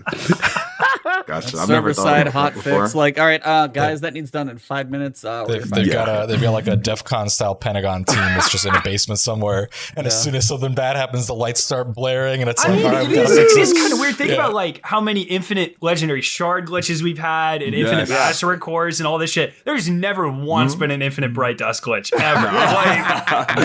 No, they make sure that stuff's coming from. I think the game would get turned off. I think servers down. Remember that there was a heavy ammo bug for like 2 years. There was that invisible sprint cooldown bug for like 2 years. Like all these huge, crazy bugs, and then the Eververse. And there was even that time where all the menus were super slow. Remember that? And that took them like yesterday. That's still now, unfortunately. You would see these menus go by super slow with all these frame rate issues, and then you tab over to Eververse and it'd be like immediately. And you're like, what? Like, Eververse reserves a very specific spot in the front of your RAM, so it's always the quickest access possible. Everything else in the game sits on your hard drive, but Eververse has the first little block of RAM on your stick of RAM. So. She's on the SSD. I don't want to harp on them too much, and I've told this story before, but in D1, they when they increased their vault space in Rise of Iron, which was a big like technological achievement. They made this huge post about how they saved 1 megabyte of RAM to get us this extra vault space. But for 3 years in D2, they couldn't give us more vault space until very recently, but they added Eververse everywhere. So I'm sitting here, technical brain kind of being like, you guys freed up enough RAM for Eververse to go everywhere with me. But she's in space.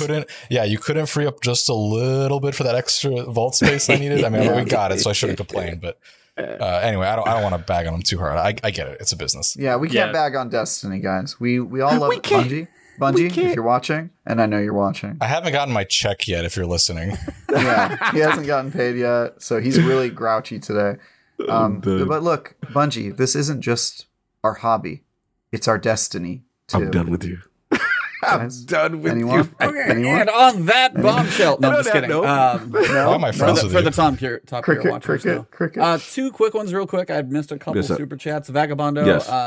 $5, holy smokes. He said he didn't know that many chairs. Yeah, the campfire is very full tonight, but we are having an absolute blast. So thank you guys for being here. Yes. And also GDO, he said just woke up here in the middle of the night. Want to drop in quickly. He's over in like the Netherlands, if I remember correctly. Oh, salute. Thank you for all that you guys do for the community. Keep it up, and I'll catch the rest later. So big fans for everybody here on the show. That being said, there's one more thing that launched on Tuesday, and man, it's been spicy. Oh, yeah. So Iron Banner Rift is back. We have 3 Yikes. maps that it plays on. Convergence, Bannerfall, and then the new one. What's the new one called? Dysfunction. Despacito. Desperado. Disjunction. I think disjunction. Disjunction. Thank you. Disjunction. That's right. It's Yeah, disjunction. It's Which I have sticking to yet to Dysfunction. actually. I have yet to play haven't Rift played on it? Disjunction yet.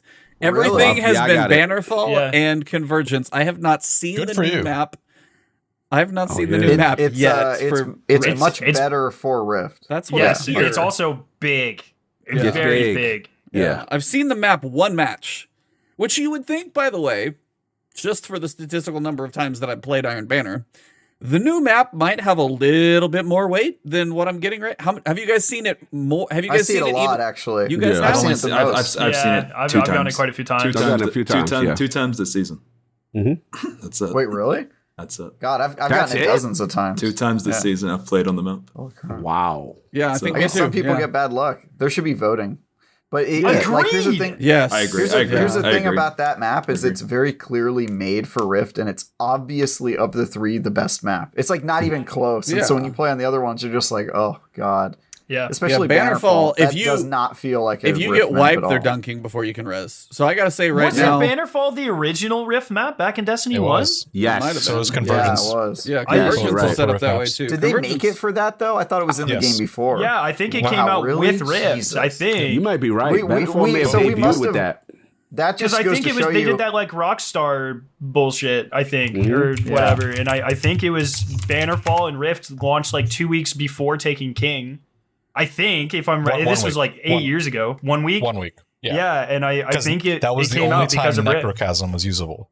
That Oh, single yes. week. That single week was the only time Necrochasm was actually usable during Destiny 1's lifespan. But yeah, I didn't mean to cut you off. Sorry. that just goes to show you how much slower we were in Destiny 1 because Oh, yeah. you could not dunk that quickly. And in this No. one, it's Well- like it's over. If they wipe your team, you fly across the map and Well, you and I dunk. think Plus part they of can that, shoot I wanted now. to ask you guys, the one thing I've seen pretty consistently, where are your thoughts on the respawn time? Because personally, I feel it's too long. That's a hard one, right? But I Because haven't played the new map, so again, that I don't know. I think you have to do a delicate balance because if you decrease the respawn time, you obviously have to widen the spawn area, right? And so, because you can't have just people just spawning endlessly on where you're supposed to dunk. You would never be able to dunk, ever. For sure. And so I think it was the choice Bungie had to make was either, hey, you can spawn halfway across the map, or you can. There's a 6-second respawn timer. I don't know. I've only played probably a They dozen. did both though. There's a 6-second respawn timer and you spawn halfway across the map. Oh, I haven't Yeah. personally noticed spawning halfway across the map. If that's a thing, then I don't know. Oh, then it I, is. Oh, You yeah. can't if spawn in they're, the if they're middle. dunking, you'll spawn so far away, and it's like, all right, well then it's over because they're Okay, gonna. well then yeah. yes. If I didn't realize that was a thing, then respawn should definitely be shorter. It's a hard balance. They did this thing with this one where they made it much more like a sports game where it's like you score and then you reset. Do you like that reset thing? We gotta talk about this. I miss old Rift, to be honest. Does it feel stagnant to you guys? Bro, let me jump in. It's weird. It feels. I miss the old Rift. That's just me saying it. I do. I'm with you. That's my issue. Like that respawn just feels so disconnected. It just abrupt. It pulls me out. And look, I get it mechanically because they don't want you after the dunk and the play resumes right after that. Them. Yeah. Yeah, but it just like, is it me? And I no disrespect, Bungie, if you're listening, but it feels like I get nervous when they pull me out and then they get a black screen and then it loads. And I'm like, yo, I mean, the tower this season has led me to fear that a little bit, but yeah. Bro, and I thought my game crashed the first time. Yeah, I felt like, yo, is it gonna crash? Yeah. Like I was like, my game's gonna crash. And those games are long sometimes, bro. So I'm like, yo, they're please, way too long. Way too long. I'm like, please don't crash. Oh my god! And if they don't hit, if you don't get, they're either 30 seconds or 30 minutes. You know what I mean? Like that's the inconsistency. As it goes. Yeah, but if somebody if somebody scores really fast, like I've had matches end like that. We just dunked it 5 times, and then other times it's like the full 10 minutes, and you're sitting there like, dude, this is not worth. This is not worth it. Yeah. Yeah. No, the reset thing's interesting because it's like, are we playing hockey or basketball? Like what are we trying to be doing here? And I don't know. I get what they were going for, but I also get like why people don't like it because it is very. It's stagnating or it just stops. So hold on, let me get Forte real quick. Listen, I don't hate it from what it's trying to accomplish. I just don't like the way it's implemented. It just feels. Would you rather see like a screen pop up with like 2 to 1 and then like fade away like that? You want to see a different screen, not so much like the reset you hate. It feels like they sending me to orbit. Okay. Like it's so abrupt. I understand it. I don't have a problem with resetting from a balance standpoint. But Forte, my only issue is just that part. Then you couple with the fact that when it happened, this was my first experience playing Rift. It happened like in the middle of the match on Bannerfall. And then the spark didn't spawn. And we literally for 5 minutes it was team deathmatch and no spark. And I'm like, see, I knew this thing was gonna break the game. Yeah. Now, I don't have any evidence that that's the reason, but it just feels mechanically spaghetti code-ish. Like, yo, is something wrong? Are y'all going off? All of us are gonna get back to the same spot, please. That's what it felt like. So that's all I wanted to get off. Yeah. No, I mean, I didn't really have an opinion at first on the Rift holder being able to shoot, but after seeing it in action, I kind of hate it. They have to stop it because Eager's Edge. It has to be stopped. I agree. Or shoulder charge. Oh, I didn't even think about that. It's so easy. You can Eager's Edge across the map and slam. Oh my god. Yeah, it's super bad. People are doing that. I've seen that. Also, like the teamwork of like people having to guard you was a thing in the original Rift, or you could try to just make a break for it by yourself. And I think you were a little slower. You're 100% right. Yeah, no, you're 100% right. And like this one, like there was clearly a route happening. Like the team that had the ball were all rushing toward us, and our team wanted to fight them. And I was like, I bet you the Rift holder's not there. So I went to the side and I found him. He was going around a secret pass. I was about to cut him off. And then this dude just shoots a Gallarhorn at me. Like, what am I supposed to do? He just had power. And I was like, all right. They and then he scored, and it's that. like, all right, well, I had no chance there. And so I feel like it would require more teamwork if that guy couldn't fire. And that is a huge... that to me, that the game mode just doesn't feel good just on that alone. It creates so many problems. 100%. Like I thought the exact same thing, especially when I saw somebody zip and slam. Like I said, another thing that I thought was kind of weird too, and I could be wrong about this. I do need to log into D1 just to confirm it. But I thought in D1 it also tracked the amount of kills people got on top of slams. Remember, Destiny 1 where it was like a score-based system. So even regular kills, you just got like 100 points or whatever. Yeah, so exactly. So in this now, and even if like, let's say it doesn't go towards the score per se, like it's not even on the board at the end.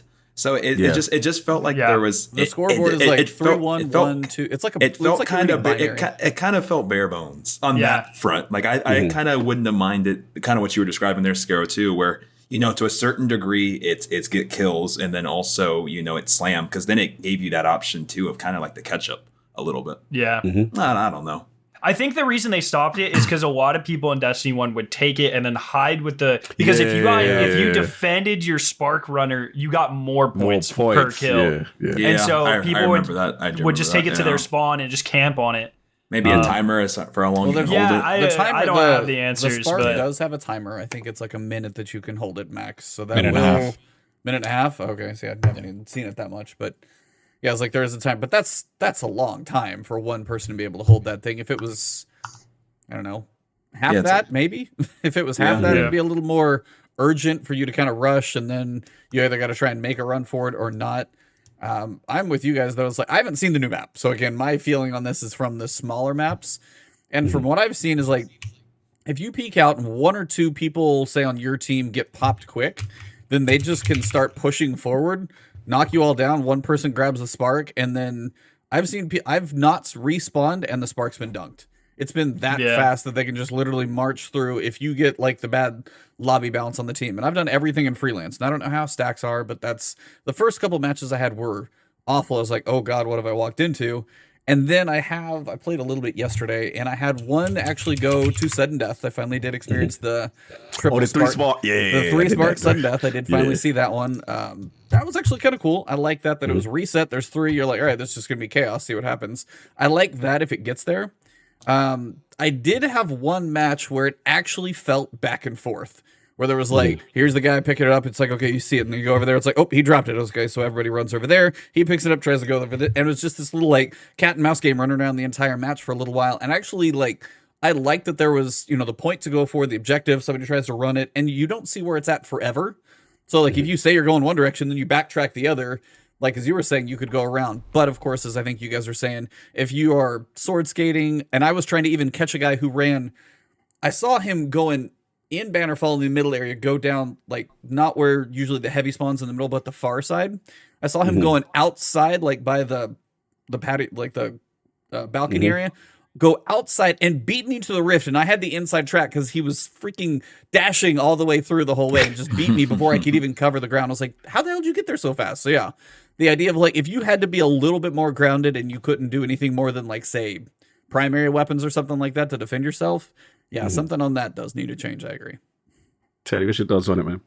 All right, buckle up. Because story time, everybody. It's Teddy story time. I think I can confidently say that I've probably played the most Iron Banner out of all of us here because I'm about to get that title tomorrow. You have, Okay. I saw your progress. Okay, so I love Rift in D1. It definitely had problems, and I'm glad they finally brought it back. Here's my theory.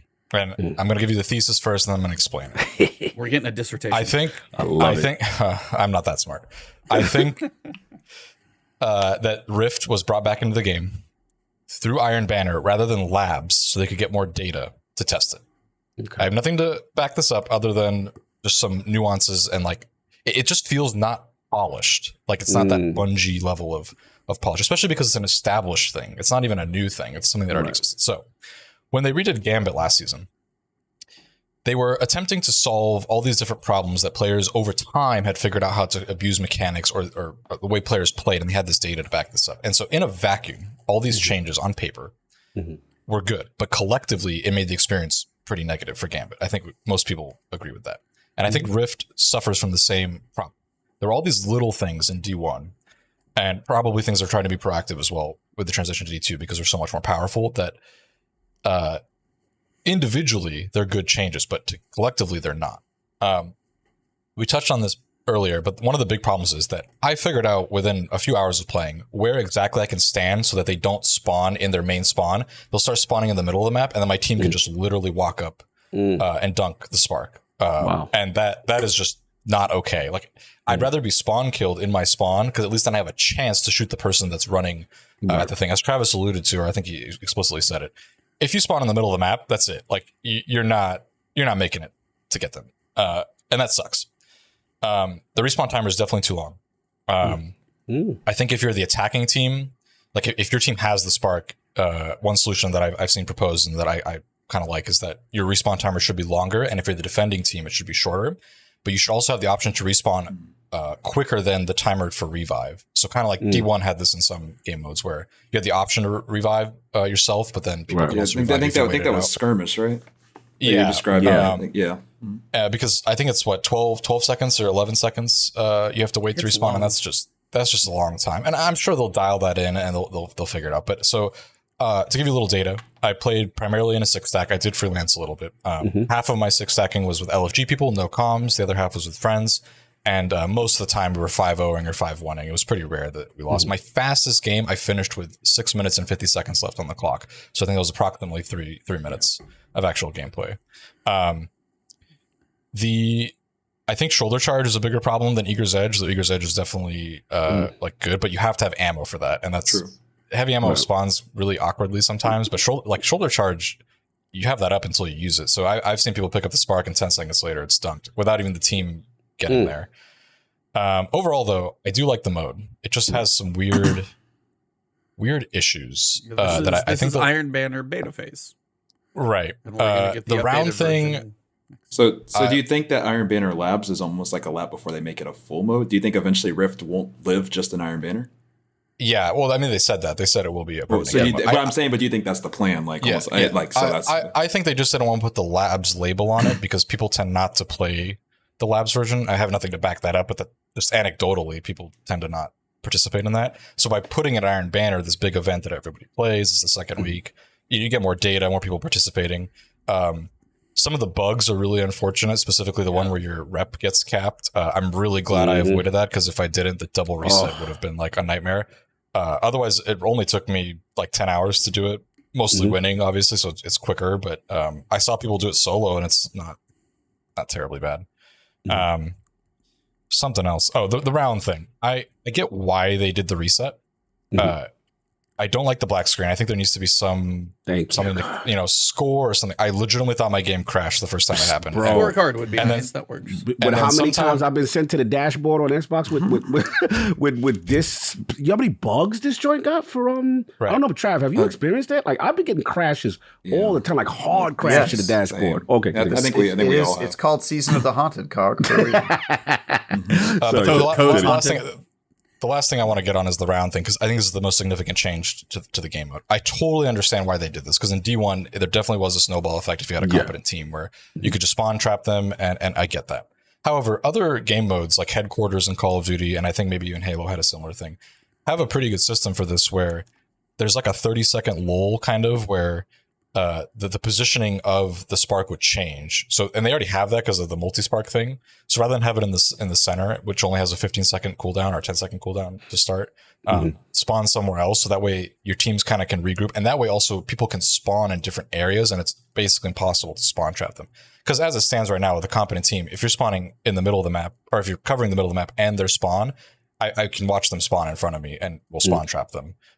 Granted, that takes coordination, but that's what they're trying to solve rather than break. I get it.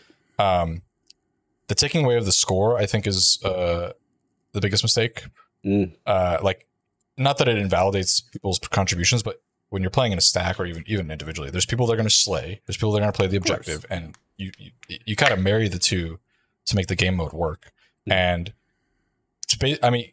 team wiping is another issue where if you wipe, you're pretty much free to score, but I'm sure they'll dial that in. So I would like to see some my kills contribute to the game in some way. Completely agree.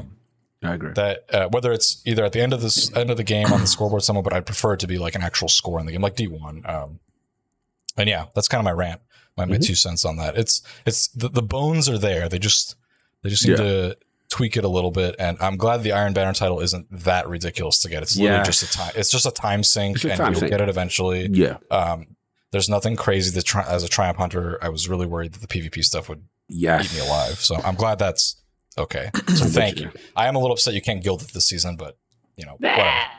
Next season, you'll be okay. So, do you think that was because you only have 2 weeks to do it, and they didn't want to have people like burn themselves out, or do you think it's because the guild's not ready yet, or? I think they're just spacing the content out personally. Yeah. I really tried to understand why they did 2 weeks. It seems kind of weird to me because some seasons that are the 3-month seasons have had 3 Iron Banners, some had 4. Typically it's 3. And so it's a little weird to me that they just cut out a whole week, especially, towards the end of the season. There's not a lot going on. You're playing, right? And Iron Banner is one of those things that brings people back. So it was a little weird to me to see that. It could be a FOMO thing. they're leaning more into the events now with the triumphs and the event pass thing you got to buy. So we haven't seen that yet, but heard about that. Yeah, Solstice. Yeah. So maybe it has something to do with that. They're not telling us, but I really want it to be good, but it's just not. The new map, honestly, it looks aesthetically pleasing, but it is just not fun to play on. It feels like a Halo map. It really does. It's just not great for Destiny. Bannerfall and Convergence, I like them. They're fine. They worked in D1. They work in this game. But yeah, that's my spiel. Gotta get your bars off there. Yeah, you gotta get the bars. No, gotta get my therapy, Yeah, no, you gotta get it out, man. That's why we have you on every 20. We used to be over 21 episodes. We probably broke that mold for a little bit, but yeah, you broke the streak.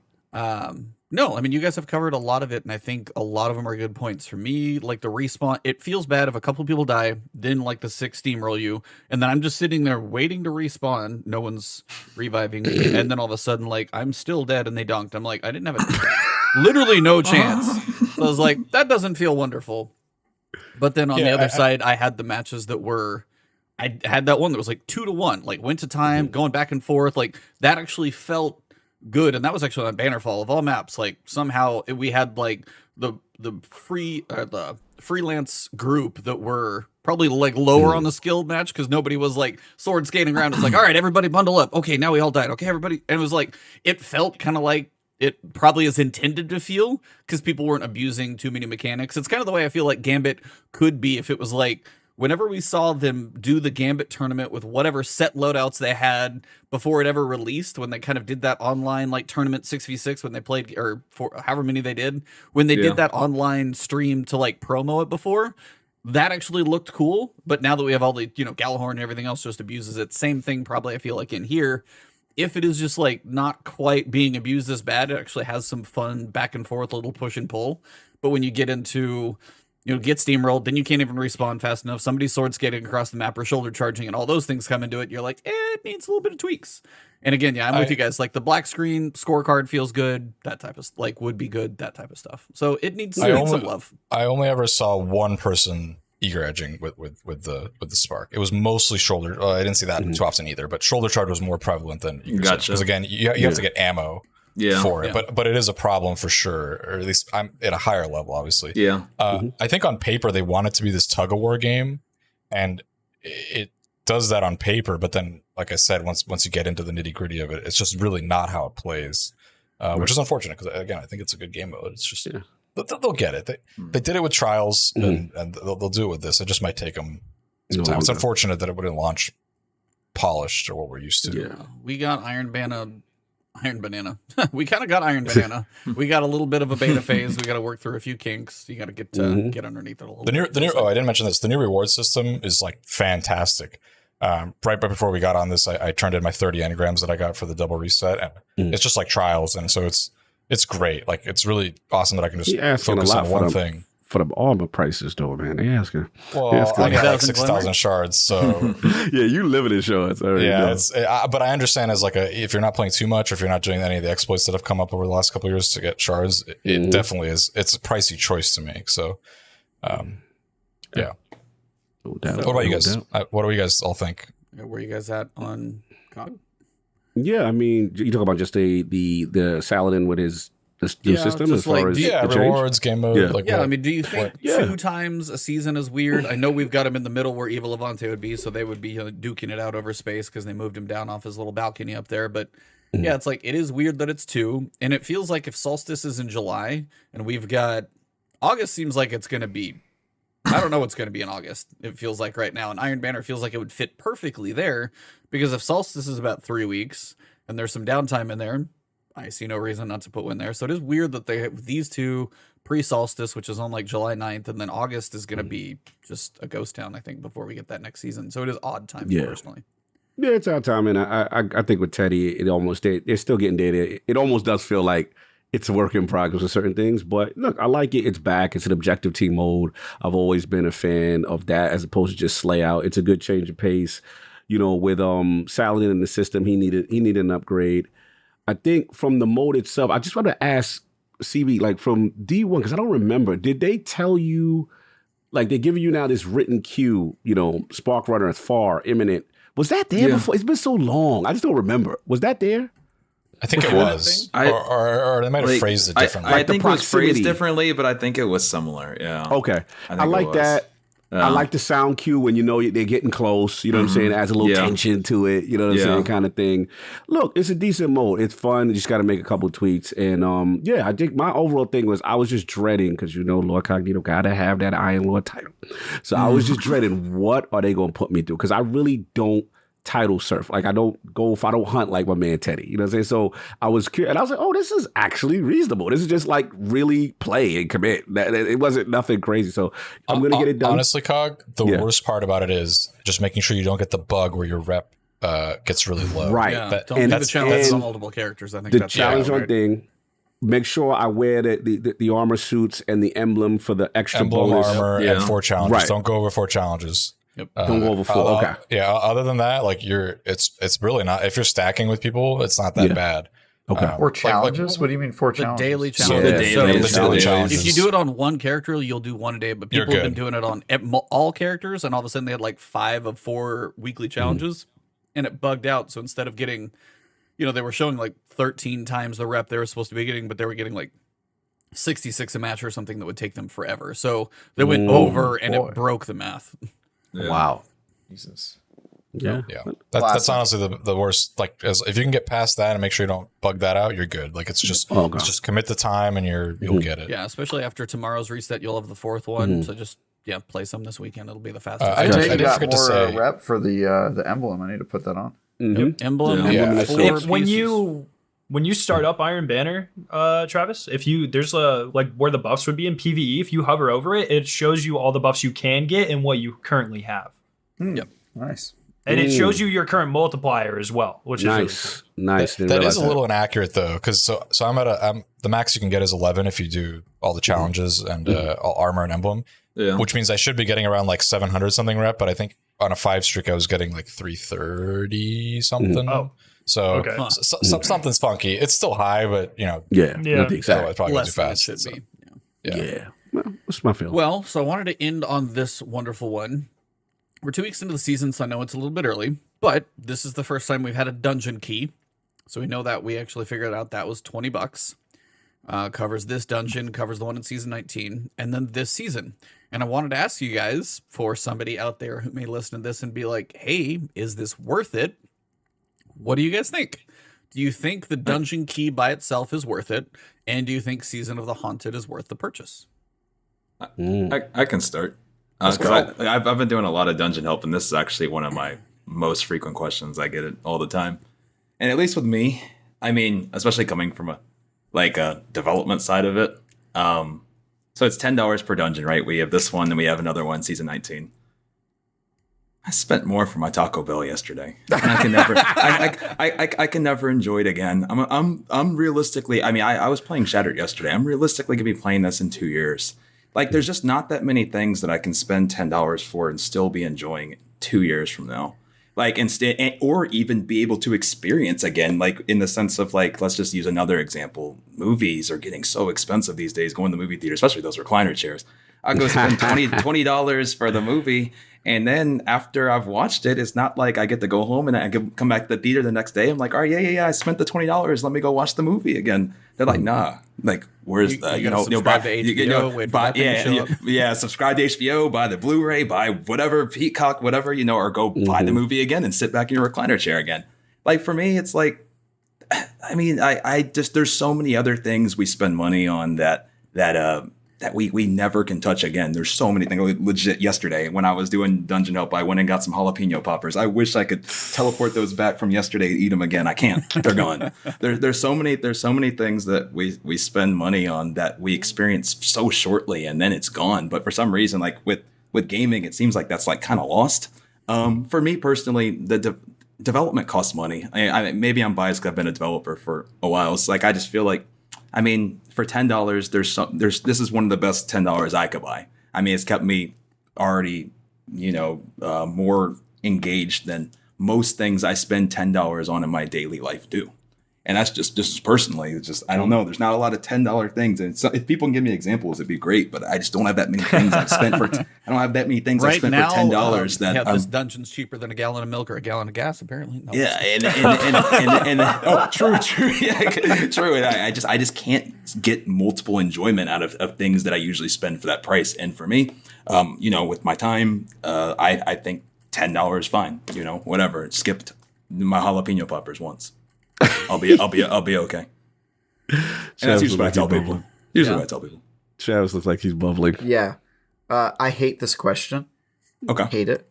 And the reason I hate it is because money means different things to different people. If you're homeless, true. it's not worth $20. You definitely true. shouldn't buy it because you're not, you should be spending the money on something else probably. And two, it doesn't speak to the qualitative properties of the game.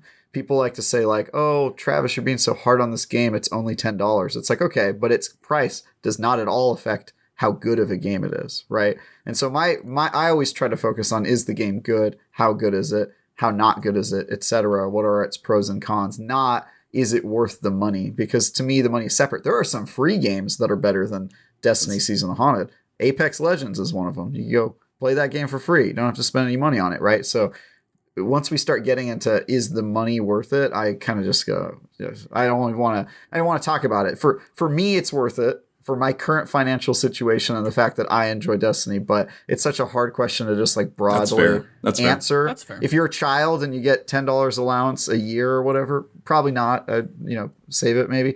But yeah, it just really depends on what your situation is. And I'll answer the question that I want to answer, which is it good? And my answer would be just the dungeon, just the season pass. What are we doing? I think we're doing the dungeon right now. I answered for the dungeon. I'm sorry. I was for the dungeon. So I would say if I answered it your version, I'd say it's good. If I'm switching mine, I'd say yes, it's dungeon good. key is this dungeon and one we haven't seen. So this dungeon and one we haven't seen, I'll say, having only seen 50% of it, it's sitting at maybe a 7 out of 10. Good, not great. That's my okay. My And if I answer in that standpoint, then I'm at least, I think, closer to, like, I'd say probably, I'd say I'm closer to a 9 right now, at least currently. But that might be recency, so I'll say 8.5 and see how I'm feeling in a month. But I think I'll start off with an 8.5 basis to 9, somewhere in between. Anybody else? Same. Skarrow. Yeah. Skarrow? I think you'd have to jack the price up quite high to reach a part where I'd be like, no, I'm not paying for it. Like, I mean, for us, it's also a tax write-off, right? I drop $100 on this dungeon.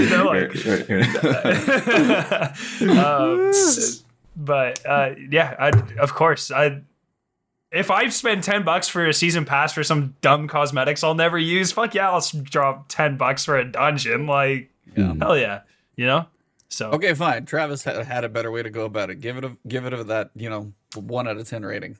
Yeah, same as CB, 8.59. With Nice. the asterisk of plus or minus 1 for recency bias. Yeah, we'll come back to it in a month and see how we're Yeah. Yeah, that's a good point. Teddy? We're just in the dungeon, right? Not the just season dungeon. pass. Yeah.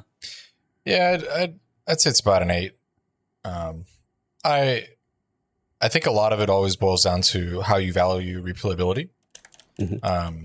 Obviously, everyone, when it comes to money, like Travis said, I was thinking the same thing. Value is defined differently for everyone, so it's a hard question to answer, or everyone will answer it differently. But in terms of gameplay, I think it's good. But there's a lot of players that play the dungeon once, play the dungeon twice, and they're done. And to them, once they've seen it, that's it. And then there's people like us that are going to grind it forever and get the best possible role or whatever it is, get all the triumphs, And so to me, yeah, of course it's worth $10 because, I'll play it 100 times. But yeah, it's just good. I have different problems with the pricing structure, which we've talked about ad nauseum previously. Multiple pricing structures. Yeah. Pricing structures, plural. When we get to the season pass, I have a lot to say. So but yeah, I give it an 8. I think it's good. God.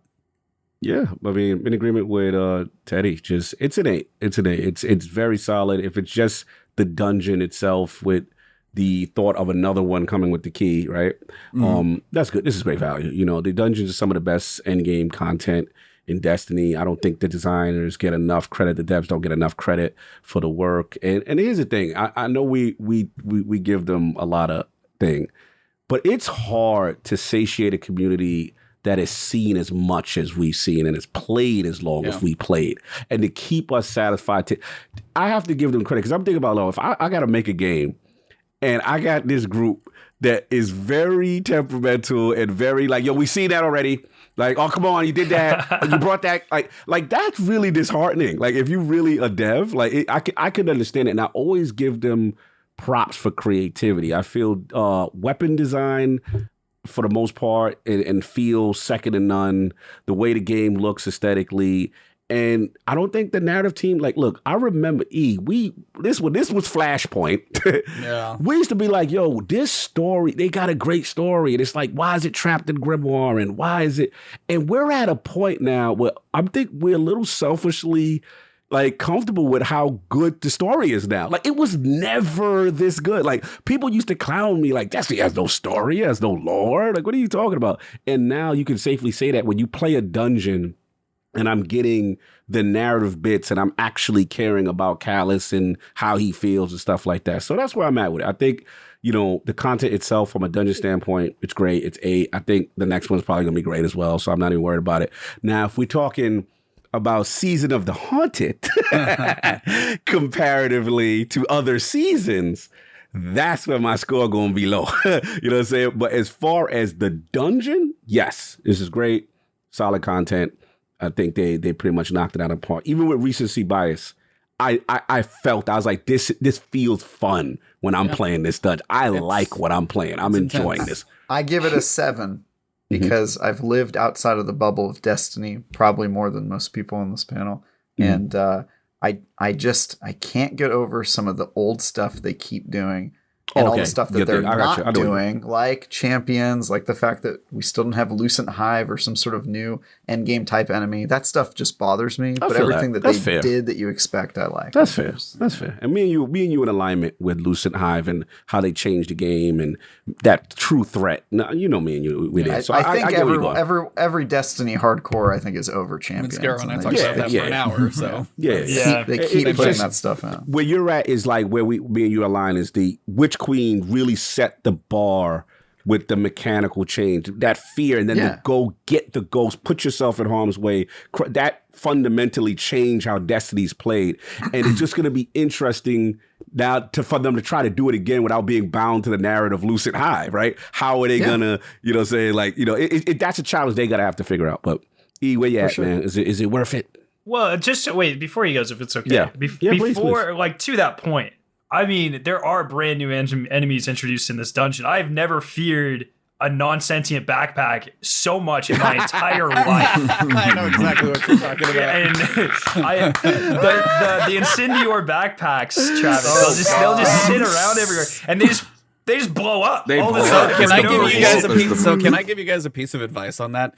Now, I know it's not the most efficient thing. Everybody goes in with the lament, slashes him to death, and he's done. It's totally fine. Have one person use Xenophage on all those guys, and that stuff blows up, and you never have to worry about it. Even easier, really? Don't even use the heavy. Just use Arbalist.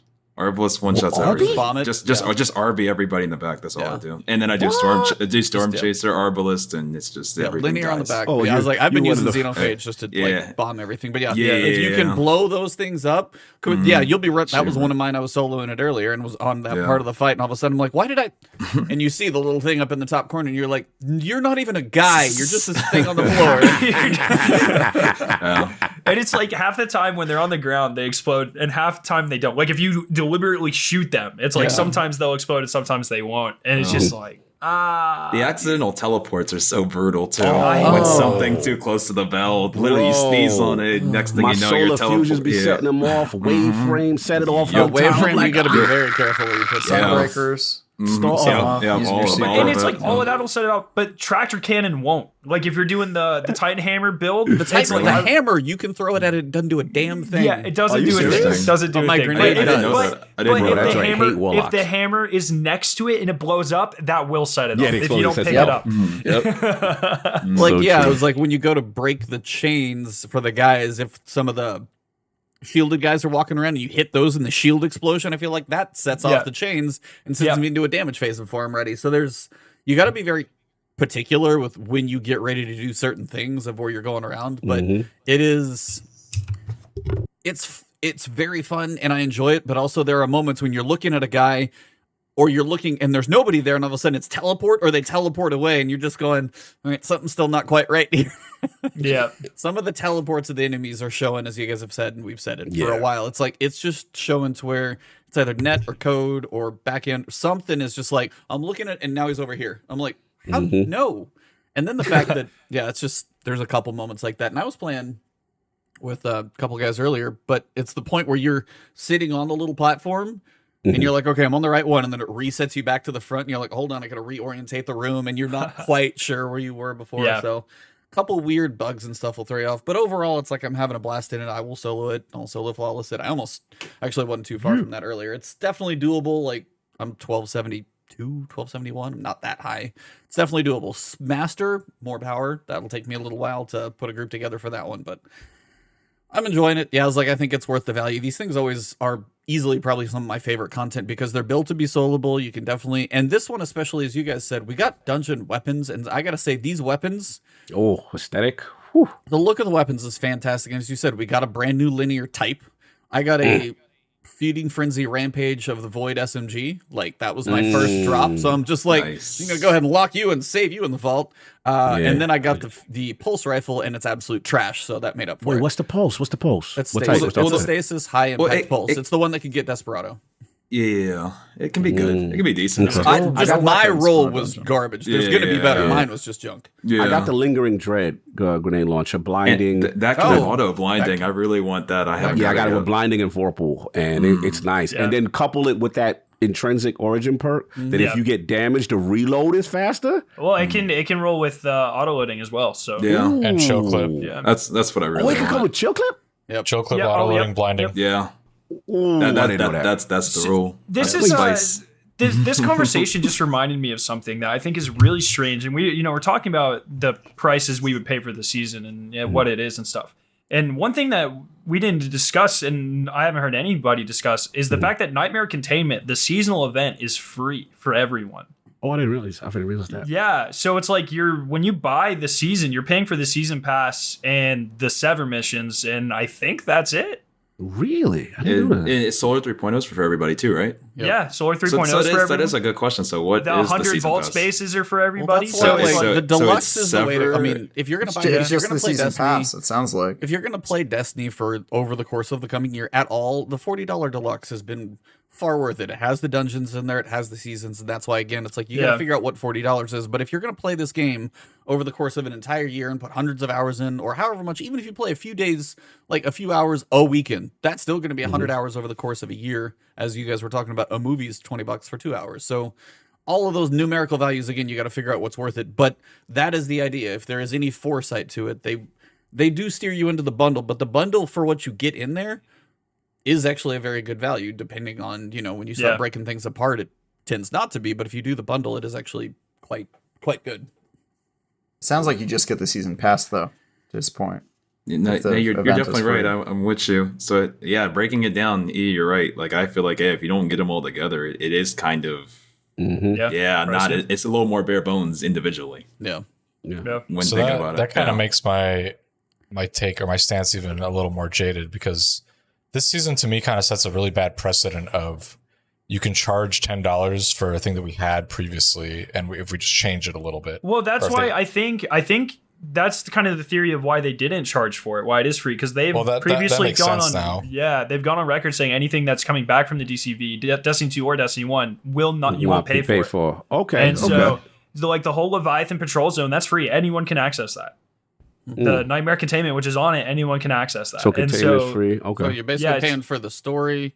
The story. You're paying for Sever. You're paying the Sever there. Yeah, that's it. And can you get the seasonal weapons without the season pass? So I'm not talking about are those available? You can get the Menagerie ones for free. You cannot get the 6 Haunted brand new seasonal ones. So you could get Austringer for free at the moment, right? Yes. Okay. And Beloved and all of those. But you can't get like that new trace rifle and the rocket and like all those. Correct. Yeah. Not the new glaive, not the new Pulse or Scout or whatever the hell Not it is. the Yeah. good one. Here they are. Here they are. Gotcha. Okay. Yeah, I've been dealing with it ever since. Skarrow, have you been dealing with it too? Yeah, it's really annoying because it's the it's- same name, so it seems like it should be really easy to be like. I talked to my YouTube manager yesterday. They're trying to do, like, at least from what I've heard, they're trying to. I either recommended it. They need to have like, we have the banned words filter in the community section. Banned words for account names. Yeah. Or they need to have some sort of approval for names. Have you guys tried just going to their channel and commenting on their stuff? Let's just do that. Yeah, click on the link. Go ahead and click on the link. Yesterday, Destiny takes over at the last word. Join at Yvonne. I'm gonna start fucking doing that. That's so good, actually. As sad as it was yesterday, I put things in sub only, and then the bot started subbing. And it was no, still, that's it was hey, like, if they're gonna pay for it, it's just like I've had my chat and sub only for the better part of a year because of them. It's so frustrating. Yeah, and it's No, they do. it's really. If they It's sub, really but you can annoying still 'cause hide them it's- if they're subbed, right? Yeah, and no, it wasn't. Yeah, and yesterday when I was in, like, or 2 days ago, they weren't even all of these that you guys are seeing. It was just all racial stuff. It was just it's just frustrating. Really? All it was. Wait, we just jumped over to Twitch. I just was tired of it. Yeah, and it's the longer your stream goes, the more frequent they are. Exactly. Yeah. And They do tend to kill jump in ILP. towards the end of our podcast. That actually makes sense. ILP. Yep. It's right towards the end. Hopefully they'll get on it soon. Yeah. Yeah, hopefully. I mean, it's been a problem for years, on and Exactly. off. Yeah. But they used to be in the comment, though, is the difference. Remember back when we were streaming back in the day, it was easy to get them because we could do the word filter, but now they've gotten a little smarter. I used to filter emojis because of them. Same, It was exactly. like, Same. yeah. Yep. Mm-hmm. Yeah, they're evolving. They're becoming shittier. And it's even when you ban them, they're stupid words. He literally has the word fuck in his name. How is that allowed? That doesn't. I don't know trust how. me, I'm with you. Trust me, I am so with That's you. YouTube hopefully gets there. And again, that's the thing. If YouTube can actually get there and rival Twitch, we'll see. But Or, maybe we should check out what they got on the offer. That's your next review for us. Let us know, okay? Travis comes back 1 out of 10. Oh my. Well, So when your computer is ridden with viruses and different things, I know a guy that you can hit up and he'll take care of it for you. Nice, good. yeah, make sure you using your clear those computer for cookies it, in that Teddy. internet history, so you'll be fine. Mm-hmm. Oh, man. Well, this is our last episode before GCX. Very excited for GCX. Skarrow, sorry you are not going to be there, but definitely look forward to seeing you next year. Yeah, we will definitely go next year. This year it should be a ton of fun. If you are going to GCX, look for any of us, obviously. I'll be wearing an Ibanta shirt. I'm having a couple of them made for me. You're going to find Tie Guy Travis in a suit because he doesn't I'll be own wearing other... Destiny ties, just so you know. Okay, yeah, you'll have to... Wait, can you wear your own merch? Is that allowed? Yeah, no, that's how I knew E was E when I saw I E, literally 'cause wore my own shirt. Because man, before he wore his cheetah furry outfit at the I'll just wear the cheetah costume. With the paper fire. Yeah. Like the paper mache fire. I think we met before I ever even was on the podcast. And I think I met you at you. Yeah, we met at you at like the table in the dining area. Yes, and I was like, we talked for I was like, yo, So but cool. that's what I did last time because It'll be- I wasn't nearly as I've grown some, but I was like, I'm not nearly as big as you guys anyway. But I was like, I didn't know that many people, so I was like, I put Ebontis right on my shirt. So if somebody's like, oh, I've seen that. Like a couple recognized me a couple people recognized me that way, but it's like I got Ebontis on the front and the last word on the back. So because we got to wear masks too. Yeah. So I was like, all right, so I'm just gonna label me. That's all I was doing. It worked last time, so I figured I'd do it again. No, it did, and I remember too. The reason I knew you was remember those like first like whisper videos, like because like how much I was doing with those things popped completely off. I was like, "Who's this A guy? Let me go check him out." So facts. That whisper video. If I ever get a video that big again, I will be ecstatic because that one. It's really weird because for all three of us, Whisper was the start. Big. It was a lot of Whisper did a whole lot, and it's funny, Skarrow, because I was because it was funny the day it came out after all the looking for it. Because I remember every day I was looking for it, but then the day it was out, I was actually on a work thing in Richmond, so I had you up when you were going through it on the day, and I was so jealous. I was like, I want to be home. It looked so fun. I was just like, I remember like because I didn't get to play it till that weekend. I think it was Sunday, so I Good had times, you up. man. We need that. Wait, Bungie, secret missions, please. Secret missions. It's been a minute. Please, It's been a minute now. None of this presage shit. It's fun. It doesn't cut it. It doesn't cut it. It's not the same. It's not okay? the same. 100%. It's not the same. So, yeah. So yeah, that is where we will be next week. Travis, Cog, and I might try and record a actual live episode. That is the goal, is to have 200 officially be a week later, but it's going to be our live one. What day are you guys getting there? I'm going to be there Wednesday evening. What day is that number wise? I'm going to be there the 8th, so I just don't know what day that is. I think Yeah, so. that's Is you 8th guys you around might on the get same there. day. Yeah. All right, perfect.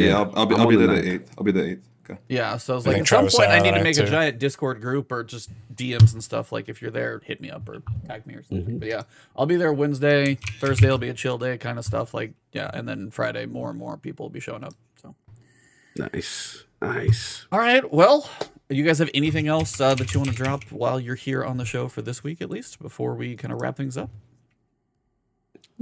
Anybody got anything else cooking? Nobody talk at once. Cool. Okay. All right. So no, but it's like as we outro, I just want to say thank all three of you gentlemen for showing up today. It's an absolute pleasure to get everybody's takes and had an absolute blast with this. Might try and do a bigger group occasionally more often because this was a lot of fun. This was fun. Yeah. Definitely a blast. So at this point, the table is, or the floor, I should say, is yours. CB, if you want to go first, just let everybody know where to find you, what you've been doing, and what you got cooking. Same places for the most part. YouTube, CBgray, Twitch, same thing. I've been streaming a lot more lately. I've had a little more time to kind of focus on the channel. So definitely we'll be doing as much help as we can, and just enjoying new things as they come and just hanging out. I'll be at GuardianCon if any of you guys are going to be there. I'd love to see y'all. And other than that, just keep supporting these amazing guys. CB. Or Skarrow. Skarrow9, YouTube, Twitter. Yeah, that's good stuff. How are Skarrow 1 through 8 doing? I had to kill them. It's like a ritualistic sacrifice thing. I grew up in. You're like Cade 6, huh? Yeah, that's what I was thinking. No, it's different than that. It's like So the Jet Li movie one, you had to with kill it. the I other like one of those you two. in the multiverse. Yeah. I grew up in like the boonies, right, but deep south, and we had this like cult thing, and it was like you have to kill your siblings, Skarrow 1 through 8. Okay. You were in the Far Cry 5 cult. Got it. Yeah, exactly, right? So, Somebody says Scream said it's like Highlander. I'm done. There can be only one. Skarrow9 is the one that survived. Yes. yeah, it's just Skarrow9's the best, and of the Skarrows. Of course. Or I don't know. And yeah, man, I don't know. I'm excited. I got things I'm excited for, but nothing I'm doing. Cool music coming out. Motionless and White has a new album tomorrow. It's fantastic. Nice. If you want some music follows, go follow this guy. Yeah, if you like metal, because I'm an elitist about that. If you like country, fuck off. But Damn to our country listeners. No censor, nothing. Just if you like this, see ya. I am not your guy. I study metal. The viewership dropped like 50%. Like I said, I grew Whoa. up in the boonies. I still kind of live in the boonish area, and man, nothing pisses me off more than loud country music. I can't stand it, dog. Makes me shudder.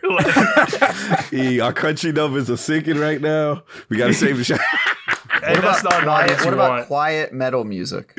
That's fine. Is that No, I like ambient stuff. It's fine. Whatever. Just everything Or but loud, country. I'm sure. or Everything but loud. country. just played because you don't like loud country specifically? So Oh, I'm like wondering. quiet country? quiet country? No, that's worse. No. That's called that's butt rock. worse. That's Nickelback. Okay, right? so here we go. Elevator music, country. Elevator music. That's not even Okay, close. see, I'm just checking. elevator music. I'll stand with that. Yeah. Yeah, like what? Hey, look, we got another one of Hey, those they're bots. back. Yeah. Then we're in. Oh, okay. We're in. Wow. We're in. Look at that offer. Wow. Okay, well, Wow. I've got a meeting to go catch with these Progressive. guys. So. Yeah. You know, if they just send me an email and they were like, "Hey, would you do an ad read? I'd do it. Like, you know, would you shill for the sponsor? They're gonna hop over to your chat. Actually, I think these guys have something on the IGN homepage. I'm pretty sure. I'm done. It's the main banner across the top of the website.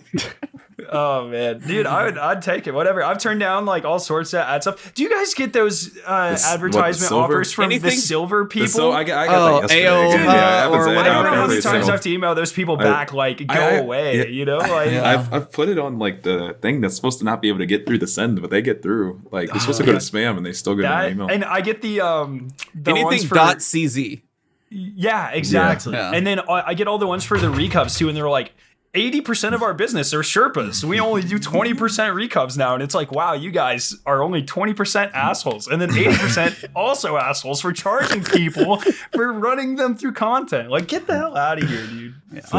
Savages. So if Naked-HD offered to promote, at least I support sex work. That's fine. I would totally do an ad read for them. I'll keep that in mind. I'll keep in mind next account I make for him. Nice. Okay. just trying to promote my YouTube account. Teddy, if you can follow that, good luck. Yeah, I got nothing. You can follow me at TeasingTeddy on Twitter. I'm usually just trolling friends and coworkers, and then pulling my hair out when I'm getting max triumph score because I'm are you a max triumph score? Oh, he is. Are you too? Yes. Wait, yes. Oh my god. What? It's Oh, scary. yeah. Okay, hold on. So it's tangent here. I was actually gonna bring this up, but then we got sidetracked, and then I Let's go. So getting max triumph score has kind of been this chore now for a while. And Sure. It's the same, as you probably know.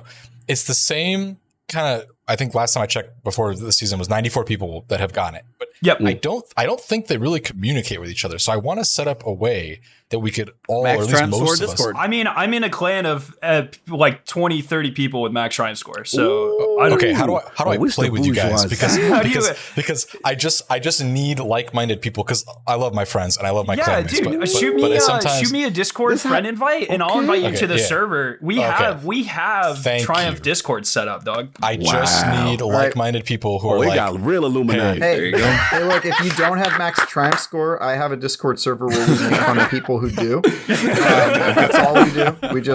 We kind of watch them post about max triumph score, and then we just kind of comment on it and go, "Dude, no life, touch grass." Dog, It's okay, great. hey, So- Travis, how does this make you feel? What is it? It's gonna be all the pins. I bet it's gonna be all the pins. Yeah. Okay, you sorry like for wait. I also have them. Oh, you got that too? More of them too. Okay, See, I'll send you a my picture wife of mine. says this makes her feel good. Okay. Makes me feel sorry for you. Don't feel bad. I also own all of them. Like, so it's fine. Dude, I'll say this about you: you guys are great at supporting charities. Bungie Foundation, great. there we go. Positive spin. There That's all we I got. go. With that Alrighty. $11 shipping. Dude, but for sure, shoot me a Discord invite, and I'll get you in all the servers. Oh my god, you have no idea how Look at happy I am. that. I thought I was just So alone. I was just one of 94 being like, this is it. Like, I'm either gonna die or I'm gonna get it. Like, There's dozens of us, dude. There's dozens. This is the culmination. This is the culmination of the podcast right here. We put Skarrow and Teddy. Teddy together. It's over. This is it. so okay. I was gonna say this after the podcast, but I have watched some of your videos, and the only videos I've watched from you are the ones where you go on the Chinese websites to get those crazy emblems because you have the cleanest videos on what to click on and what not to click on, and that's where I know you. Hey, dude, I'll take it. I mean, Like, those those videos are so much better than I know. I mean, no disrespect to anyone else, but like yours are just so much cleaner than everyone else's. And it's like, all right, I'm not gonna get anything shady watching this video. Like, I know what I'm getting when I click on this. Oh man, No weird sponsors in the Skarrow's chat. I mean, hell, I mean, I'll not read yet. the sponsors. I have a sexy voice. It's Naked fine. HD, Like, hit me up, baby. I'm typing the email right now. anyway, you can follow me at TeasingTeddy. I post all the crazy Triumph things I do, and one day it'll be over, and I can exit this room and go touch grass or whatever the young kids say these days. So Congratulations on 200 episodes or 201, however you want to phrase it. I think that's incredible. Eventually you'll surpass Fireteam Chat, and maybe I can actually exist outside of this like pseudo podcast space where the collective conscious allows me to be real. So thank you as always, and congratulations. Love. Travis? I was like, after all of that, I'm just like, it's Ebontis. I think I'm still processing that someone with max triumph score has a wife, but anyway, let's. Fair enough. There are dozens of us, Travis. Dozens of us. Dozens, bro. I'm just messing with you. I'm not alone anymore. We made Teddy is so happy. I don't know if any of you guys listening, you don't know, you can't see the expression if you're listening to audio. Yeah. Go check out the end of this episode. Teddy is actually like visually happy right now. Someone and this else- is not a common thing. Someone Yeah, else has discovered a experienced my kindred spirit. pain, and they're real. That's what I've learned today. Yeah. Yes. Beautiful. It's beautiful. Anyway. You can follow me on Twitter at TyGuyTravis if you haven't done that already and you want to see just my trash takes. You can watch the Bitcast show. I do every Sunday. I have one in mind today to make fun of Dan, but I'm not going to do it because it's just too hard. You can also join my Discord where we make fun of max triumph score people, and you can watch all of my content on IGN.com. Got previews, reviews coming up next week for Mario Strikers, and that's it for me, guys. I will see you all at GCX. I'm looking very much forward. My first GCX. Boy, I could never go in the past because I had to go cover E3 for the site, and E3's not happening this year. So E3's dead. E3's dead. Hashtag dead game. So Dead games. I'll be dead games. So yeah, I'll be there, and McClunky, and thanks for watching, everyone. The legend, Ty Guy. Yeah, man, y'all already know what it is. Listen, 201, so to speak, right? You know, love this podcast, man. It's just fun. It's just friends talking about what we love. This fraternity. Well, we're not in the VIP section of the fraternity as some, but it's love. I love this show and to see where it's going. And once we had, Travis on and taking it to the next level. But this one meant a lot because again, all three of you represent, kind of where we are, were. And then also Skarrow for the name. I'm never going to forget that. Like, that was so cool. He was like, yeah, man. You guys I was just looking at that because I was curious. And we made it to episode 49 with it before. Yes. Yeah, I gave you guys the name. So you guys have gone 4 times as long as we ever did. So, bro. Oh, yeah. Always love for that. Always love for that. And CB, man, the young Yes, sir. legend. You already know. You the The goat. young legend. You know what I'm saying? Seeing you out here, it's going to be dope. And Teddy, man, that's family. Teddy's family has been there from the beginning. And it's cool. And I'm excited to finally meet Trav in the flesh. Give him a big hug. Wait, you guys haven't met in person? No, it's Oh. my Haven't first met Travis. time in Damn. flesh gonna meet Trav. Teddy was really surprised that I'm 7 feet tall. I know, right? He towered me. I'm 6'1", and I was like, dude, what the heck? I can't believe they make suits that big. So I'm guessing. I look like if Slender Man got a day job. That's my aesthetic. Yeah. And E, you know where it started at, brother. You know where it started at. So GCX love, brother. 2016. 2016. That Outside in the damn parking lot, passing out that our business damn- cards. Yep. Yep, Tampa Heat smoldering. Oh, but God, that's gonna be fun. Yep. I'm excited, man. Yeah, y'all know me, Lord Cognito. Check out the Finally Duke. We got some good episodes there with the Xbox 2.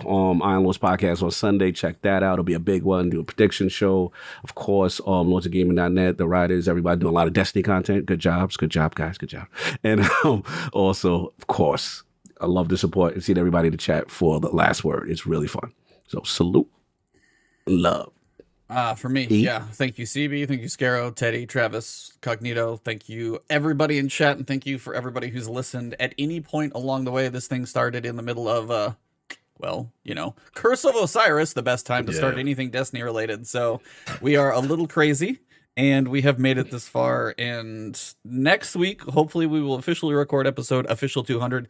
We want to do that in person. Timing almost made it, but didn't quite. So yes, I mess with the numbers, but I'm looking forward to it. But thank you, all of the legends, for joining us all the way across the way, but also for this group tonight. This was an absolute blast having you guys on here.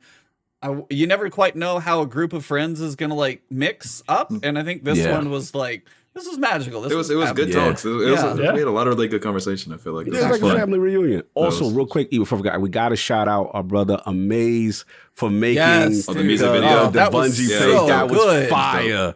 Dude, He's another Bungie one. shelling out some big bucks for that too. That That production was the production was crazy. vast. Yeah, it The was sound dope. production, I imagine they like their sound designers, or they outsource some sound designers too, and it sounded great, crisp. It looked great. I would kill to work with someone on a capacity like that. Yeah, and then that's to have the absurd. video like at the same time, like the same coordinating time. coordinating every single thing, like and animate it. It was top tier. It was top tier. Salute to Amaze. Yeah, man. He's it another was one. very good.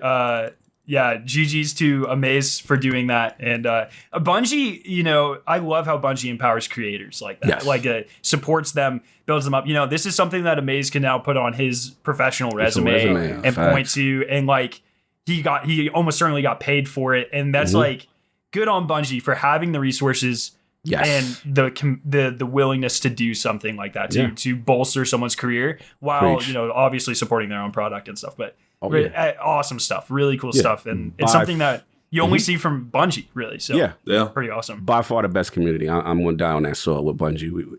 Because of this game, look how it's connected all of us on so many levels. Yeah. Really cool stuff. Well, don't miss the episode on July 7th because he'll be here.